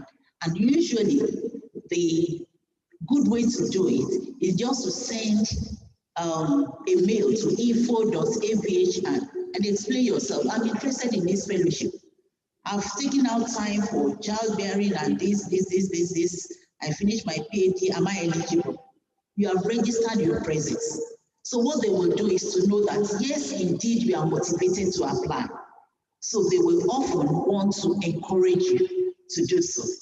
But if your PhD is up to 15 years after completion, there are other research like the Max Planck Humboldt Research Award, the Frederick William Bessel Research Award, and other internationally known, because they expect that, okay, by 15, 18 years, yes, you are internationally known. There is a Humboldt Research Award, George Foster Research Award, Alexander von Humboldt Professorship. We are looking for someone that will win that in Nigeria, none yet. And, so there are so many, and that is why I say they support you throughout your life. Okay, immediately postdoctoral, when you become an experienced researcher, and so on. And as an Humboldtian, you are eligible. You can apply for a return fellowship to go back to Germany, revisit fellowship. I think it's after every 2 years, you can go again. Go and ask Professor Jeka Yufa and Professor Udurugbe how many times they have been there. Okay? And sometimes they will do it if probably you are cumbered by administrative work and you did not even apply. Once they've not heard from you for some years, what they will do is to send you a mail. There's an opportunity. Why don't you want to continue your research with your German colleague? They'll say, why don't you apply for this? And you will just, it's like it's automatic. They are begging you to come back. They believe in a cross-fertilization of ideas. They believe that if the Germans are there with all the developments and everything, after some time they run dry of ideas. So they want to cross-fertilize ideas and use it for development. And also realizing our peculiar problem as Africans, how many of us have access to tech fund? By the time you apply for tech fund, they apply some quota and all that, you are edged off. But this one, there's no quota. So it supports you throughout your career. And that's why I want to encourage everyone to apply for it because it is highly prestigious. There are also some alumni sponsorship and international networking awards. One of it is this conference is supported. That is the HUMBOLDT-KOLLEG. It's sponsored by Alexander von Humboldt. You can apply for the research group linkage. The research group linkage is usually for 3 years. And you can, during this research group linkage, yes, you're an experienced researcher, you can also bring your postdoc, you can take your PhD students with you for research visits for that period. I think the grant is about 55,000 euro. Okay, when one of my PhD students completed her PhD on that award, and one of my postdocs also. And then you have the Humboldt Alumni Association. We have an Humboldt Alumni Association in Nigeria. And then there's a Humboldt Alumni Award, which was what I said we had the award ceremony last week. So they have sponsors. The beautiful thing about it is that once you are an Humboldtian, you are always an Humboldtian. You are an Humboldtian for life. And you can also, because you now belong to a network, you can link up with other Humboldtians in other parts of the world. Okay, because they will want to, they say, oh, because you're an Humboldtian, and probably there's a fellowship that will sponsor somebody in collaboration with somebody in North America or in Asia. Because you are both, you belong to that family, there's a way you can access your information, contact each other, and the trust is there because you are part of the family. So it sort of expands your contact, it expands your collaboration, because there are about 30,000, over 30,000 Humboldtians in over 140 countries. And the research fellowship, the research fellowships, I think I mentioned this about briefly, the Humboldt Research Fellowship, and then the George Foster is, allows you to stay in Germany from 12, the duration is 6 to 24 months. For experienced researcher is 6 to 18 months, and you may divide your stay, okay? And then look at the fellowship amount. As a professor, my salary per month is less than $1,000. But as an Humboldtian, if I'm as an experienced researcher, you will earn over 3,000 euro per month. Okay, that's why I said, yes, you will go there, you will still have some change in your pocket. And that is why you see that you'll be able to even buy some small equipment, because there's also part of the alumni fellowship support is the research group, the equipment grants. You can apply for 20,000 euro equipment grants, and this you can do every 3 years. There's also the book grants. Every year, as an Humboldtian, you are entitled to 1,000 euro books. The only condition that is that it must be written either by a German or published in a German publishing company. So you are entitled to that every year, okay? And then for postdoctoral researchers, this also is the Federal Research Fellowship, but usually it's a for worldwide, there are no quota, all disciplines, where the members of Humboldt Network abroad can serve as hosts. Okay, I'm going to skip through it because I want to concentrate more on the ones that we can easily benefit from. So what are the application requirements? For postdoctoral researcher, you need an above average doctorate. Luckily, in Nigeria, we don't, grades are not awarded to doctorate program, okay? But what they want to look at is the publications that have emanated from your PhD. Often in your CV, they will ask you to start to asterisk the publications that emanated from your PhD.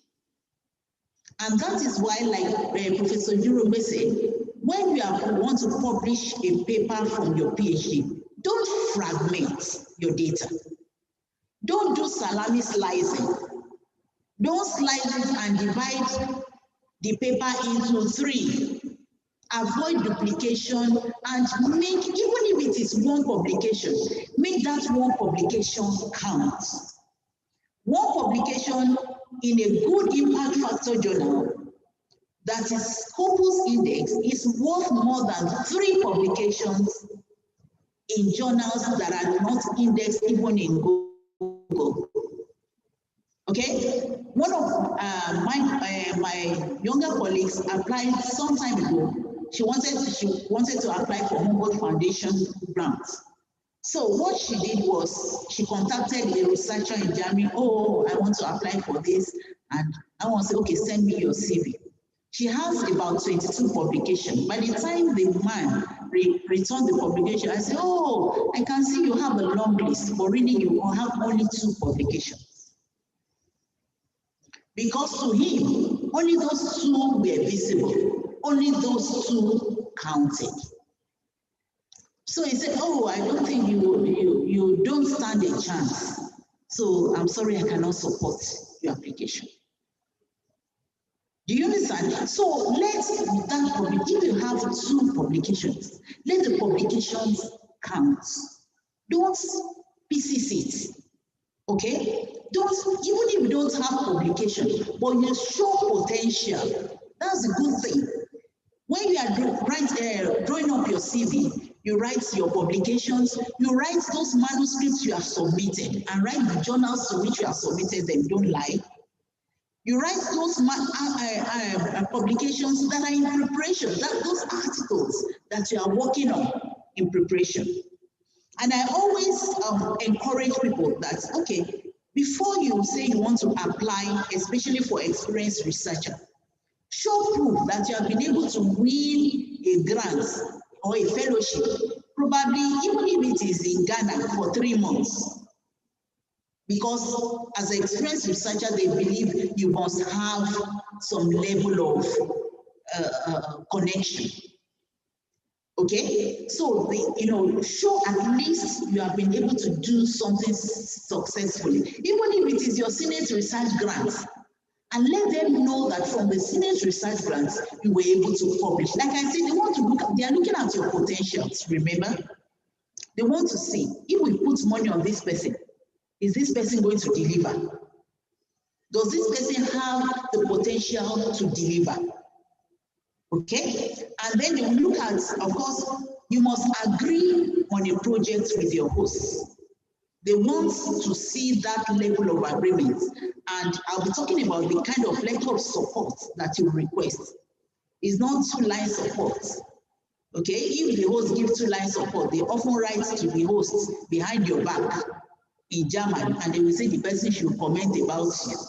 That is when the person will say, oh, indeed, she wrote to have supported it, but you see, I'm not sure this person has the potential. Do you understand? So you have to show the potential. Don't say you want to latch onto the host without having an idea of your own. They are not interested in you. So, and that is why it's important for you to read around your subject, read around it. For postdoctoral, I've seen postdoc that got AVH that don't have any publication, but their PhD was very strong. They are young, they are vibrant, and if you did your PhD for 10 years, forget it. Don't go for postdoctoral. Because they will look at that time lag. How many years did you spend? What were you doing within those years? If it's a woman, they may even consider. Are you with me? So they want to sponsor you, okay? And then, of course, the knowledge of English for us is very important. Usually, the Humboldt Foundation will sponsor you for a language program, okay? Depending on if you are going to the East Germany, where majority of the people still believe you have to speak German or they don't talk to you, they will advise you spend 4 months on the language course. And the language course has to be in German. By the way, they will pay for the language course. They will also pay you stipend every month. It costs them for 4 months program, it costs them over 10,000 euros to do that. but they want to promote, they want you to, when you are there, they want you to be comfortable. So they often will pay for that. For experienced researchers, you must show sign of independent academic activity. For example, as an assistant professor, a lecturer, a senior lecturer, whatever, a lecturer one, you must at least show that you have started, not the one, and they must see, you know, by the time they see you're an experienced researcher, they know you must have published, okay? They want to see that consistency in your publication. Maybe not the one that you will give your CV and your last publication was 3 years ago. You don't have any manuscript in preparation, you've not submitted anyone, you know, they don't want to see that. They want to see you actively involved in research. And then, of course, you must have a clear academic profile.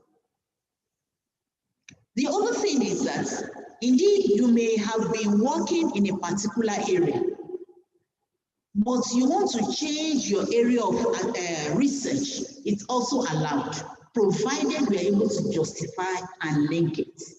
Because one of the reasons they will ask, one of the things they will want you to do, justify, is why that researcher? Why are you collaborating? Why do you want to go to the laboratory of that professor in Germany? Then why Germany? Why must it be Germany? Why not any other parts of the world? So usually when justifying your study, you have to, you know, bring that out. It has to be very clear. When Professor Durombe was saying the expected impact, what is it supposed to have? The impact to you personally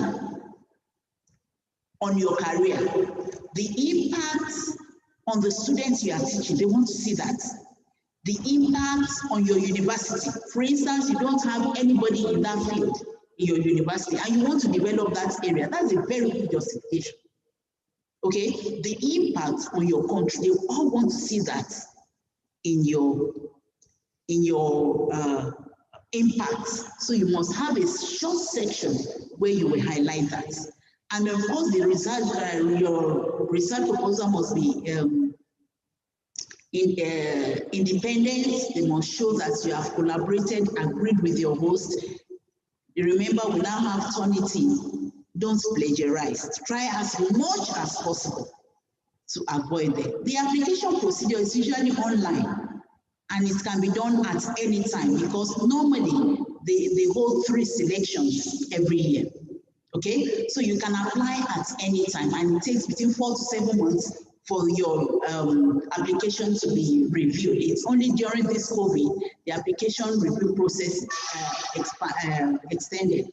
An assessment is usually by independent peers, while they now have the selection committee. So first, what they will do, once they receive your application, they will check it at the foundation to make sure it's in order and it is fundable. They now have independent reviewers. They will send it to about 3 or 4 reviewers. So that's the second stage of the selection. Then the final stage is when the selection committee will now sit down and they will now debate every application to say, yes, this researcher has said this is fundable, but what impact? They will now critically look at all the comments and they will make a decision. So you can see the selection process is very rigorous. What are the benefits provided? The fellowship, the travel lump sum, of course they pay for your travel, language course, you can get to speak German. There are benefits for families, for your families. There are allowances for research costs. So I think it was in 2006 when they introduced a research cost to the German hosts, so that they also can benefit and buy reagents for your use. And that is when you are there, you have access to everything. Okay? And then the intensive and in-grad mentoring in Germany is also very important. Usually there's a study tour where you hold 2-week study tour of Germany. It's part of the fellowship. they usually go in summer around July, June, July, August. So you tour the whole of Germany. If your fellowship in the Western Germany, they will take you to the Eastern Germany. So many cities. I can't remember the number of cities we went to. And when you are doing it, so they will tell you their history, and they will usually lodge you in the best hotel in that time. So you get to see the whole of Germany. And then you now have the opportunity of having a return fellowship. Their idea is this. You have been away for 1 year or 2 years or 18 months. You are going back to your university. They believe you should have some fund to help you to settle down and continue your research.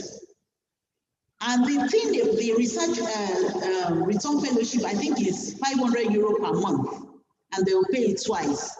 And they will also give you another €250 for, I think, books or something. You don't give account of how you spend it, but they want you to settle down back. So usually, like, you want to buy a computer, you want to buy a printer, you want to buy reagents to probably continue what you have started. You can use that. And within that period, they expect you to begin to prepare again for other alumni sponsorship. But what more happens is most people are too busy and they never do that until several years. But one of the most challenging things that people have with Alexander von Humboldt Foundation fellowships is getting a host. And so looking for a host in Germany, indeed there are so many research institutes, there are so many, but these are some of, I believe this presentation will be made available to you. These are some of the websites where you can actually look for a host. Type in the area you are interested in, and of course look at their field.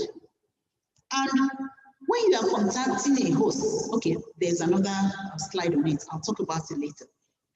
And so between 2015 and 2019, about 3,117 fellowships have been granted for academics from abroad. Unfortunately, look at Sub-Saharan Africa is just about 4%. To date, Nigeria has about 257 Humboldtians. I'm not sure how many we have in LAUTECH. I should have checked before I came. You don't have up to 10 in LAUTECH. I think you have about 5 or so, 6. So, so you can see the small portion that we occupy in this large pie. Okay, if they are offering 600 fellowships per year and Nigeria is only getting 2 or 3, in fact, it's not been good for Nigeria in the last 5 years. We have had just 2 fellowships, 3 every year. It's only the alumni members that keep going back, which is not so good. And that is why usually I'm passionate when I'm talking about this, because it's a very great opportunity. But what happens is that most people will start the process and get discouraged. But it's something you have to keep at. One of our alumni applied, he got it, I think the 4th time. The first time, he didn't get it. He said, I'm going to apply again. The second time, he applied, he didn't get it. So he's mailed there. What did I do wrong? Ask for a review, that you please want to find out about why your application was successful. They say, oh, they gave him a few points. He applied, he still didn't go. So the 4th time now sat down and asked himself, what is the problem? Of course, within this time, he had taken time to also build a CV. He had also taken time, he had learned a few things, because the thing is, if you don't do it, you cannot learn. A lot of things we learn is not something you can, the skill, the art of writing, art of proposal writing, is not something you can just do overnight. You develop it, okay? So I think by that time, he too has learned to And by the time he got the Humboldt, he was always having one thing or the other with Humboldt Foundation because he learned the trick. He knew what they were looking for. Okay? And the field, there's engineering, about 14%, life science, about 21%, natural science, 40%, and humanities. Somebody told me, oh, the humanities and social sciences are not so favored, but you can see they also have it in getting the right host and the right proposal. And they also have award program. You know, when I was showing you, I say for 15 years post-PhD, you are eligible to this award. But usually, Humboldt Research Award is by nomination. Frederick William Bessel Research Award is also by nomination. So probably your PhD is over 18 years. Please, you can target this. All you have to do is to get a host that believes in your work. And I'll advise start from just, trying to prove yourself. And by the way, I wanted to make a comment about because one of the best ways you can get people in your field is through publications. If you see a publication that fits into your area, when I went the first time, I was just searching through and I just saw this person exactly in my field of research. So I sent her a mail. Okay, so sometimes when you need a publication, for the person that says, oh, some publication, you have to pay for it. We have ResearchGate now, join ResearchGate. So many of these research platforms, okay? People will often like you to send them a mail and request for their publication. Usually they will accede you that. And from that, you can start a conversation. Okay, oh, I'm interested in this research, in this field of research. This is my interest. This is the idea I have. By the time, oh, you can say, oh, don't worry, I'll send you a few more publications. That is a potential host.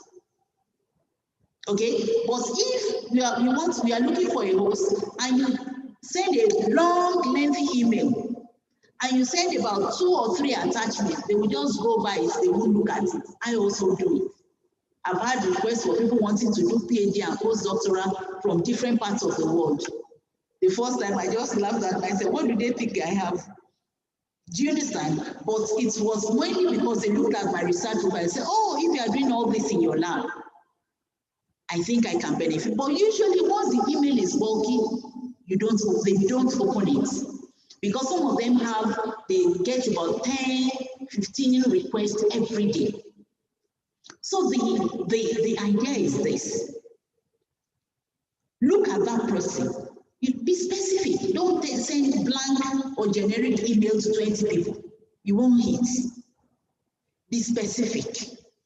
I want to, this person is, you have looked at the person's website, you have looked at the publication, you see the facilities. Tell him about himself. Do you understand? So he will know you have done a research on him. Tell him about his research. If you have something, you say, we are thinking of this, keep your email simple, free of grammatical error, and straightforward. Don't attach your CV. If you don't hear from that person after 1 week, send another, oh, I know you must have been busy with, so that person will know this person is intentional. It's not just hit and miss. Okay? So you have to be intentional. So with of course, the research award, the professorship, Alexander Humboldt professorship, you get about 3.5 to 5 million euros for 5 years. The one Professor Ojuro just won is highly prestigious. What they did was, they just brought out the call during the pandemic and said, oh, we want to sponsor 5 research hubs in Africa that will look at critical issues relating to the pandemic. And they gave a funding of about 750,000 euro. And they have to develop this in collaboration with their German colleague. And in the fellowship, you are entitled, in the proposal, you are entitled to take your PhD students, your postdoctoral students. Then, you know, it's a hub. It's a hub. Once you justify it, you are eligible to buy about 50,000 euro equipment every year. Do you understand? So it's flexible. You can easily do something really great out of it, but it's also highly competitive. I know some others who did not get the grant. So you have to be intentional, okay? And I know they are about to bring another one out very soon in collaboration with Bayer. They are also sponsoring. They just started this, and is to recruit world-leading researchers from abroad, and for artificial intelligence specifically. They want it 30. I think they are giving about 5 every year or something for artificial intelligence. Then there's the George Foster Award. I want to skip that. There are also the German Chancellor Award. Then there's the symposia and all that. And then they are on different social media platforms. And they promote professionalism, they promote communication, and you can easily link up with them. There's also Alumni Deutschland for alumni. After you become alumni, you also have access to other alumni sponsorship. I obviously picked the wrong presentation. Okay, I'm going to talk about, I have the wrong version of the presentation here. There's another version where I was supposed to talk about the DAD Scholar Fellowship, the German Academic Exchange Services. Usually for DAD, the sponsorship is usually for PhD students. And you can apply for the DAD program once you have a proposal and you are able to get a host. And usually it's best to work, for your supervisor to work with someone, especially for those of you that have your supervisors have collaborate or link with people, researchers abroad. That is one route. Usually, I think for Nigeria, the deadline is between 30th of September and 30th October. I'm not very sure. And that is one route. You can go for, it could be full sponsorship for 3 to 4 year PhD program. Okay? And it could be it could be a sandwich program. The sandwich program was the one I first talked about. And in the sandwich program, what usually happens is that you can spend some time in research to do your bench work. For instance, one of my students went for her bench work. The initial funding was for her to stay 1 year. She stayed 2 years. And by the time she came back, she already had a right to, she defended. So there's a sandwich program. They now have recently, in the last 2-3 years, they have introduced newer programs. And the programs include, there's the in-country program where you can do your PhD in another partner institution within Nigeria. Usually it's that institution that will apply for that grant to host training for PhD in a particular field. There's the in-training. I can make the link available. Then there's the in-region where, as you are a Nigerian, within the African continent, you can do your PhD elsewhere within Africa.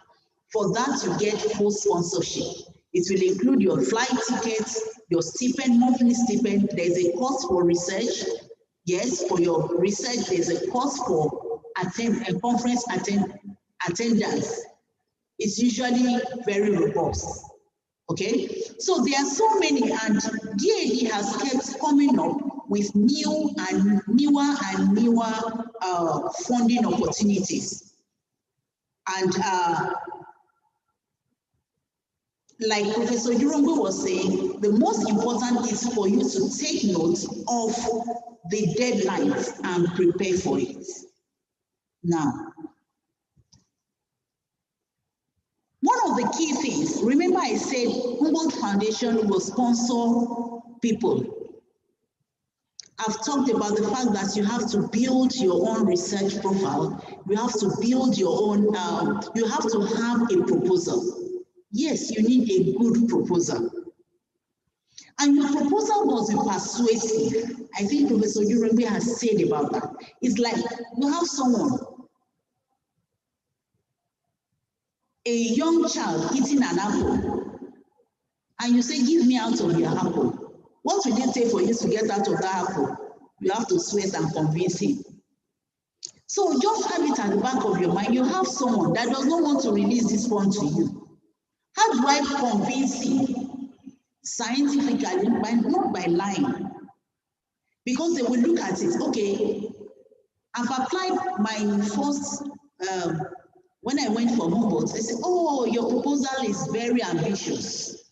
We would love to extend your fellowship for you for 18 months. I said, I beg, I'm going back home after 12 months. I'll come back for research, for return fellowship. And that was what I did.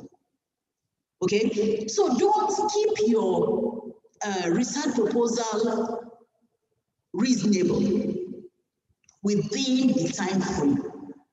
If you know you cannot achieve it within that time frame, already plan at the back of your mind that these aspects will be done on your return to Nigeria. They want to see that continuation. Okay, for instance, there may be a part that you can do in Germany. For instance, okay, if you're in biological sciences, usually they have very stringent rules concerning handling of animals. You can easily say, oh, this part of the work will be done in Nigeria. Then you can even split, you can do split sites. You can do your fellowship in 2 institutions. Okay, probably there's these facilities in this institution and another one here. You can link it. So in your proposal will have to be persuasive. It must be concise, and it must, be convincing. They must know, number one, that you know what you want to do. Okay. Then in submitting, it will take a long time for me to get that version of the presentation, but I'm going to send it to Professor Jekaifa, and he will send it around. In getting the hosts, in submitting your application, like I said, the application is done online. So by the time you want to, you start the application process, it's important for you to first read through the guidelines. They introduced something a few years ago that was not there, and that is what they call expert reviews.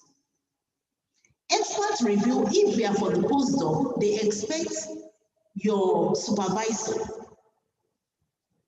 because they expect you will have worked closely with your supervisor, and that is why for those of you that fight with your supervisor, what usually happens is you say, oh, this supervisor is too strict. It's too strict because he's insisting you must do certain things before you graduate. That supervisor wants the best for you, I tell you. Okay, so they will say that person who best can review except your supervisor that is familiar with your work. So the person will review, number one, you as a person. They will say they should comment about you. There are specific questions because people will just write general, our own way in Nigeria of writing general reference letter. They've moved away from there. The person will comment on your work. When you were under his or her supervision, how did you perform? How do you perform under pressure? Your research proposal, is it workable? Is it achievable? Is it impactful? So they have specific questions they expect the expert reviewer to address.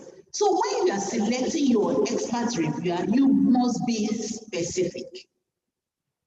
Okay? And for those of you that have people that you have worked with outside Nigeria, usually there are 2.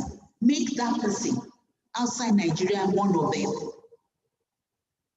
Okay, and that person, make sure the person has access to your proposal, have access to your CV, so that the person can really talk from an authoritative source and knowing you, the person that does know you.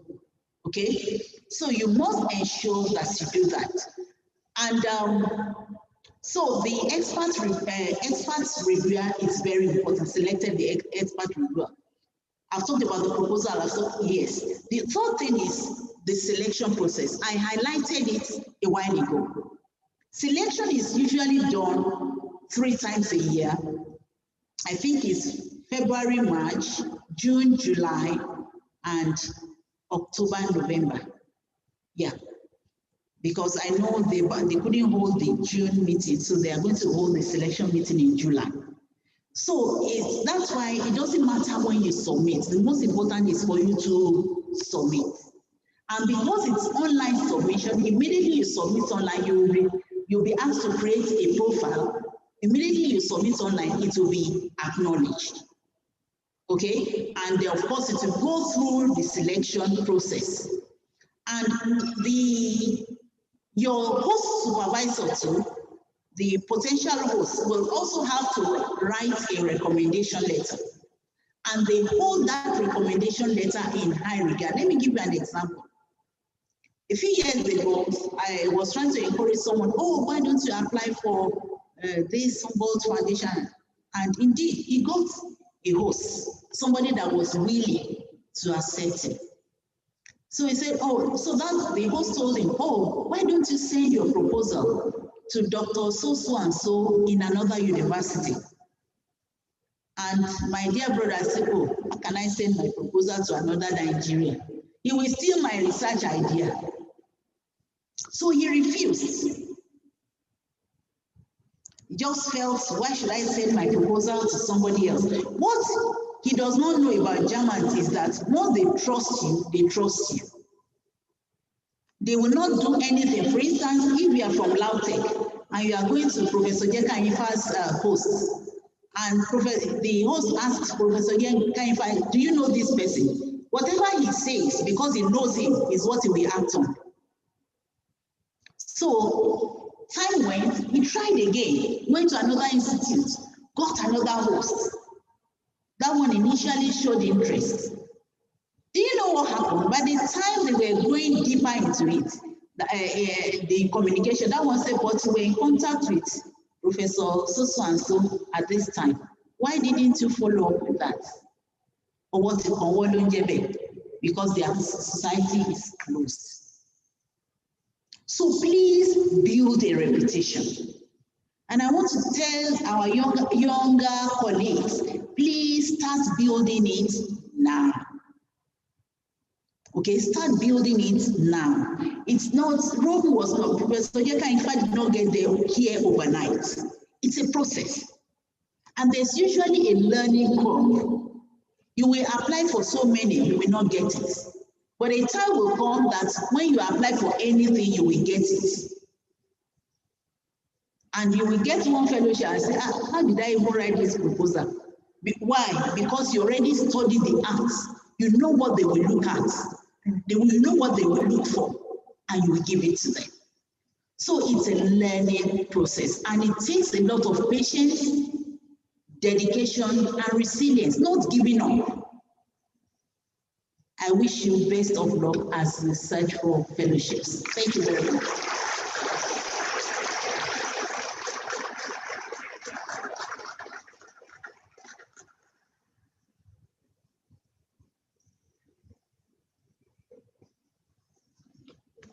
Participants, ladies and gentlemen, I want a better clapping of hands for that concise presentation from Professor Dr. Toyin Odeku, the Humboldt Ambassador Scientist in Nigeria.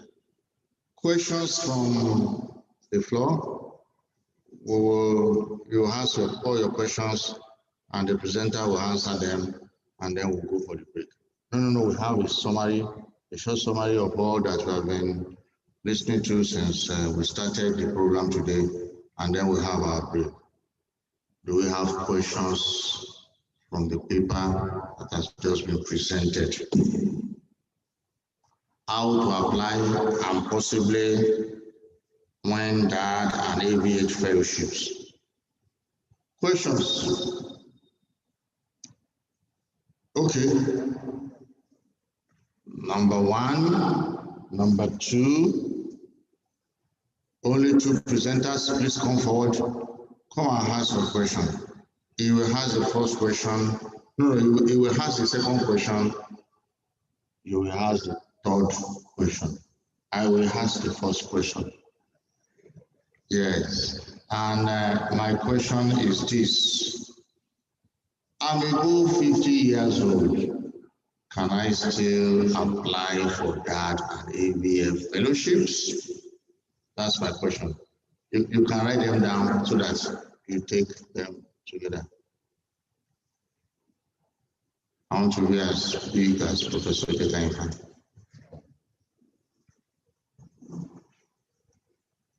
So you are number one, number two, and then. Thank you, sir. And I want to appreciate the presenter for the beautiful presentation. Thank you, ma'am. My question is about the experienced researcher. You mentioned that people that have finished their doctoral program, maybe for the past 12 years, and you emphasized that women should be encouraged to apply for that. What about men? Can they also apply? Who has finished their PhD maybe around 12 years ago? I think that's my question. Then you said there's a language program and people spend about 4 years there. I don't know whether you also passed through that. I didn't speak German language throughout your presentation.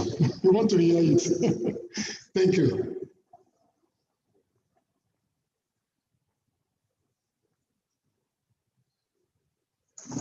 All right, thank you, ma'am. My question is very similar to the question asked by the moderator of today's program, and it's about the age limit. We saw 12 years after PhD, 6 years after PhD, 18 years after PhD. Does it have anything to do with the age of the persons who is applying for the fellowship? That's number one. Number two, getting hosts looks very difficult, as you said. And without having a good host, that person cannot stand any chance of winning such a scholarship or such a fellowship. What are the best approaches? So let me say, do we have the fellows, Nigerian cohort or the Nigerian Humboldt-K-Kolleg coming together to prepare a nice ground for those who are applying? Or let me say, what is the contribution of the Nigerian Humboldt-K-Kolleg to getting hosts and eventually to get this type of prestigious fellowship? Thank you. Sorry, someone raised up his hand. Okay, you want to ask a question, so please come forward. Come forward. You ask his and you ask yours. And then the presenter will come and answer the questions. But let me remind us that in spite of the food that is being distributed, we still have our tea break at the foyer. Thank you. You've spoken well, and I really appreciate your efforts, ma'am, and contributions. My question is, does Humboldt has any programs for undergraduates that would really love to be a great researcher, probably in the nearest future? And also, is there any scholarship award for undergraduate course? I've been hearing master's, PhD, and I've not heard something about undergraduates till I've been sitting. So that's why I asked. So definitely we know. Okay, thank you. Mama, thank you very much for the wonderful presentation. My question is in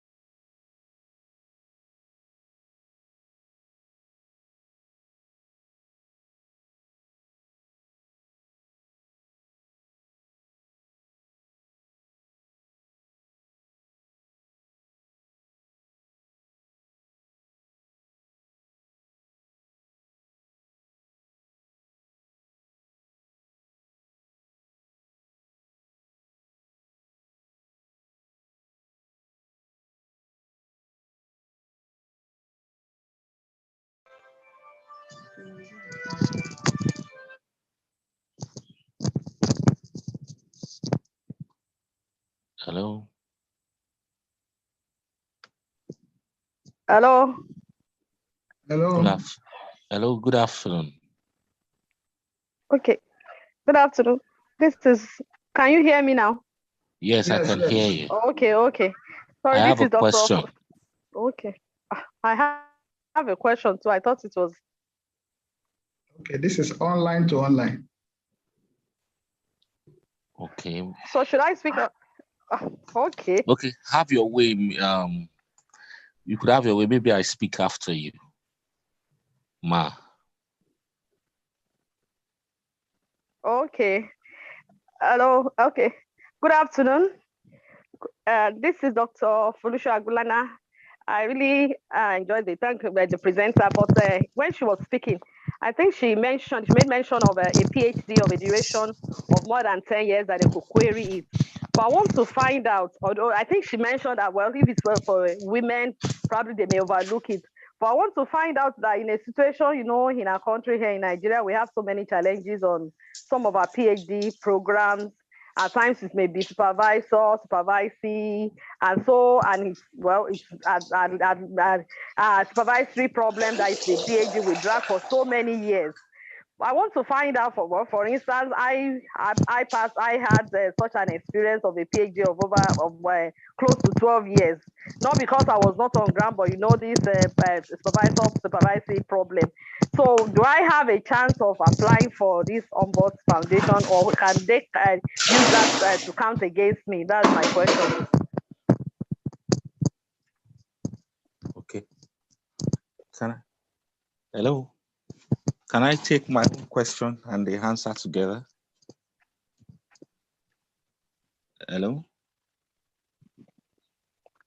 Hello. Hello. Yes. Did they hear was the question hard? I don't even know. Well, I'm not sure you are communicating to the organizers. Hello. Okay. Hello. Hello. Yeah. I think we are hearing one another. Those of us online. Not the pre. Okay. I don't think we are communicating with the. Okay. Okay, we have to wait then and see. Yes, we are hearing ourselves. We have to wait then. We are hearing ourselves now. It means the admin had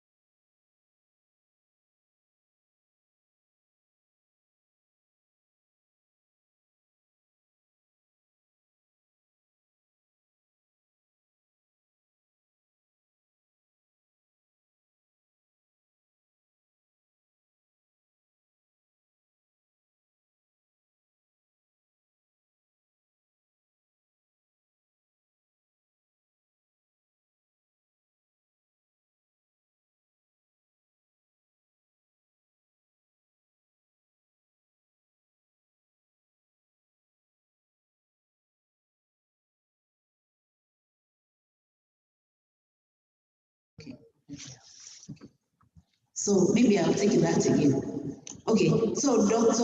Folusho Agulani, I was saying that for your PhD that dragged for so many years, that does not limit you from applying. Number one, it depends on the potential you show after that. Okay, they will look at your proposal, your development, how far have you gone since that PhD? Okay, if it is 2 or 5 years after PhD, what is your track record of publication? Have you been consistent? Okay, if you have not been consistent, start being consistent. So there will be a totality. It's not only in the fact that your PhD dragged for so many years. It may drag for so many years, but for what reason? Did you get the PhD? When did you publish the PhD, the results of your PhD? So it's not a one thing that they will just look at and throw the rest away. So please don't be discouraged. I will give the organizers my contacts. You can contact me. I can guide you through the process. Okay? And then when I was talking about experienced researcher, greater than it's for everybody, male and female. I'm only encouraging the female that they should not think that, oh, it's already after 12 years, I cannot apply. As a woman, please try. Okay, don't just give up. The greatest mistake will be for you to give up. Yes, language. I wanted to start with Guten Tag, Viget. I did 4 months of language course, so I can speak very well, relatively. Okay, so it's sort of compulsory that you do the language course. At least you must do 2 months. I know people that did 6 months. It depends on your interest and what you want to do with it. They will examine you and you'll be certified whether your level is elementary, whether it's advanced. You will be able to read, be able to write, you'll be able to speak. Some people can speak, because sometimes our tongue don't adjust easily, but it's compulsory because they will pay you for that. And so many of us spend the time doing very useful things because all you do is language. So you can also take some things and prepare for your research stage. So it usually comes before the research stage. But in some countries, at some cities, especially if you go to Western Germany, they are more flexible. They can say you should take you first do the probably 2 months intensive, then 2 months you go to the lab in the evening, you have a few hours of classes every week. It's flexible. It depends on your interest. And of course, if your spouse should go with you, you sponsor the spouse for language course. I know a colleague, she was the first one that the woman wanted. She went with the children and the husband. The husband is also an academic. So he did the language course. He spent the time looking for a host. And by the time the wife was finishing, he was starting his own fellowship. Okay, I know another person that he went with his wife. His wife did a master's at the end. By the time he's coming back to Nigeria, the wife had a master's. So it's very flexible. It gives you a lot of latitude.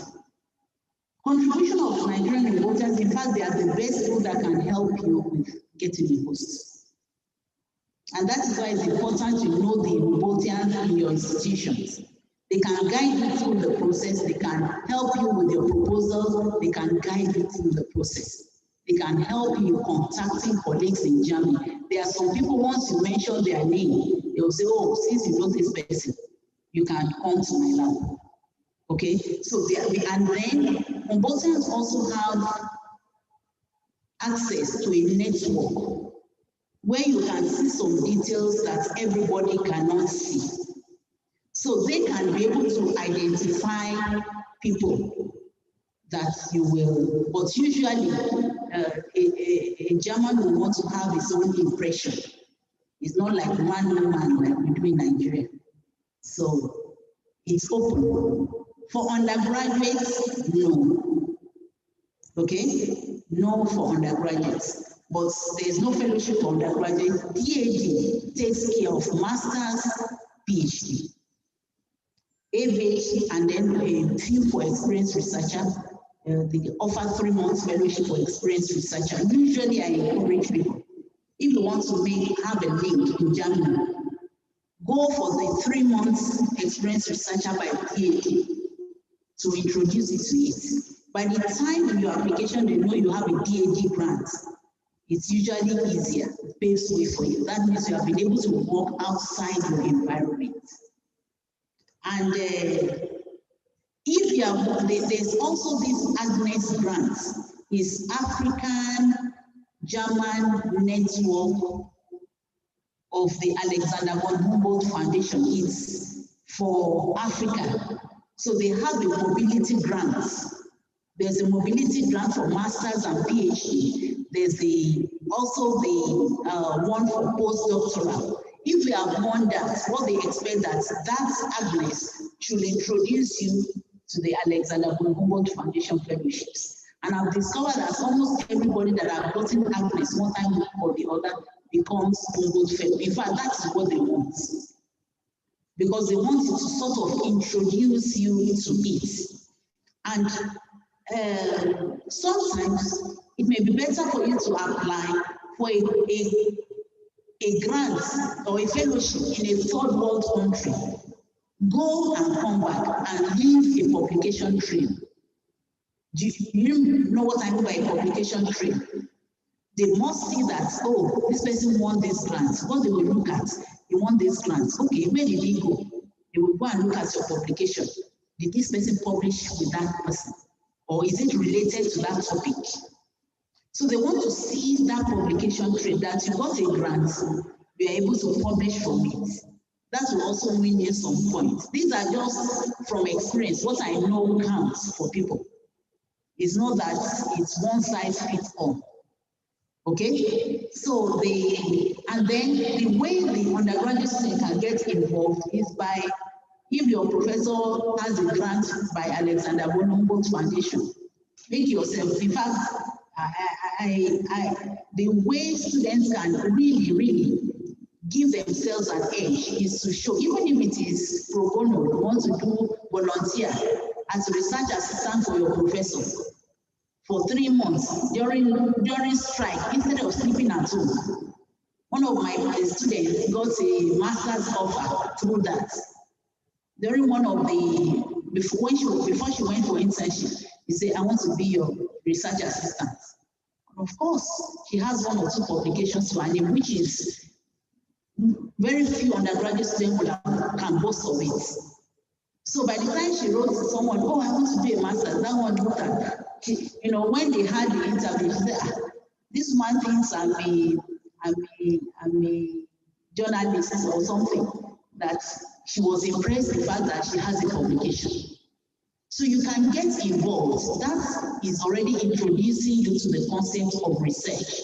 So for you, if you now say you want to apply for TAG grants, it will just be like a walkover, okay? And then, yes, problems specific to Africa. One of our colleagues got the Humboldt research grant. What did she go to do? To fry meat. She's in food science. She said she wants to go and fry meat and look at different methods of frying meat. Compare the method they use to fry meat in Nigeria and that of Germany. How does the frying affect the properties, the organoleptic and clinical properties? She got the grants. So it depends on how you package your own proposal. And to think because your research is limited to Africa is a defeat, and then you don't stand a chance, is a defeatist attitude. People are looking for data from Africa. Years ago, I went to India, a woman would say, please, I want a book that will show the style, the weaving, the hairstyles in Nigeria, African hairstyles, and how to do it. I looked for the book, I couldn't get a book. People are looking for information. They are looking for documentation. So I tell you, especially for Humboldt Foundation, for the George Foster Fellowship, they want things that are relevant to your developments in Africa. Because the other motive is that they don't want you to stay in their country forever and become a nuisance. They want you to want to learn some things and come back to Nigeria and apply what you have learned. Okay, so they are interested in the development, development research. Someone said a Humboldtian whose field is education, science education. Can the presenter help? There are so many institutes that are related to education. All you need to do is, in fact, if it is education science, there are so many things you can compare between our own curriculum and their own curriculum, our own method of teaching. Even their educational system is completely different from ours. Okay, they sponsor that. It is not everything that they do in test tubes that they sponsor. They sponsor education, they sponsor anthropology, they sponsor arts, they sponsor anything, music. So it's in identifying the right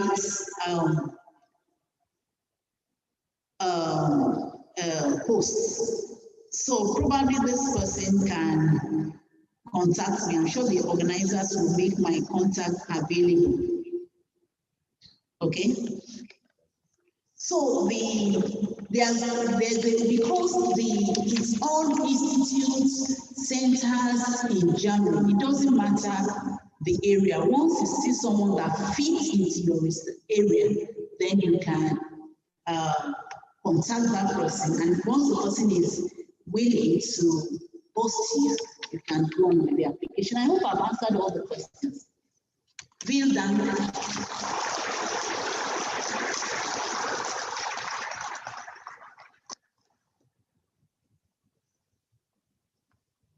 Thank you, Professor Dr. Mrs.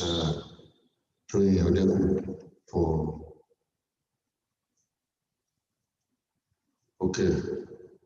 for the beautiful presentation and the answers given to questions that our people have asked. Honestly, I want to thank all the presenters of today. Professor Dr. Olusola Odurombe, who delivered a paper on proposal writing for external funding, and Professor Dr. Toyin Odeku, the Humboldt Ambassador Scientist in Nigeria. She delivered a paper how to apply and possibly win that alleviate fellowships. And she told us while she was answering all the questions that a person like me, who is over 50 years, can still apply for Humboldt and AVH fellowships and still win those fellowships. At this juncture, we want to invite the rapporteur. I'm giving them only 5 minutes, and I'm going to monitor the 5 minutes. Will just give us the loaded words for the two presentations. And thereafter, please, we have loads of food for tea break. After this submission, we will have a break, we'll go for the tea break. And I want to thank all participants for their patience throughout the program, right from day one up to today. Rapporteur, 5 minutes. Yeah, thank you, my chairman. It has been a wonderful day, but I will not even use up to that. But the key thing we have learned is that, first of all, writing a proposal, and the second presenter has helped us in introducing us to an organization that can do the funding. I think those two are very complementary. So the first presenter has helped us to know that in writing an application, you must be able to know that the fund is given by an organization, so and that it's a competition that you have to make sure you win the heart of the organization. So a key word is you have to prepare for it, know the culture of the founder, the instruction, follow the instruction properly, then know the assessment criteria and treat the application as urgent as possible. Then we also told the pathway to have a success in the application. Likewise, some simple truths that you know that it is highly competitive. And then the basic proposal for the format we are also highlighted. And also for the second presenter, she has been able to help us to tell us what are the Humboldt Foundation, what are they really all about. There she has told us types of research available, the ranges, and how to apply for it. And I believe there are some keywords like application requirements, the doctorate degree, academic publications, an agreement by academic host, independent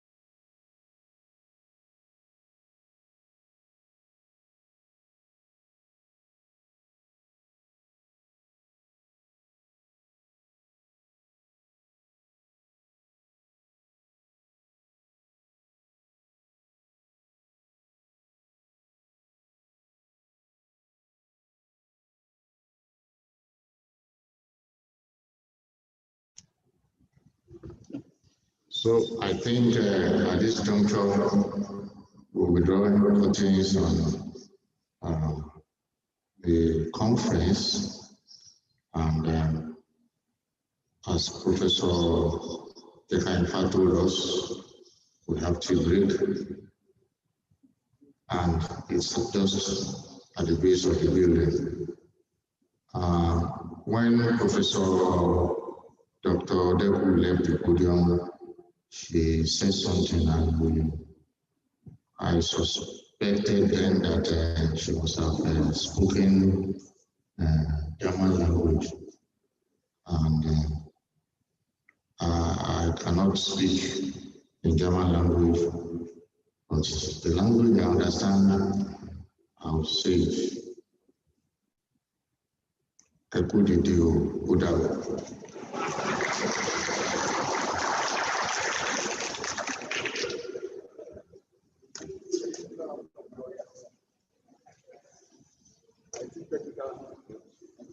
Thank you, and goodbye.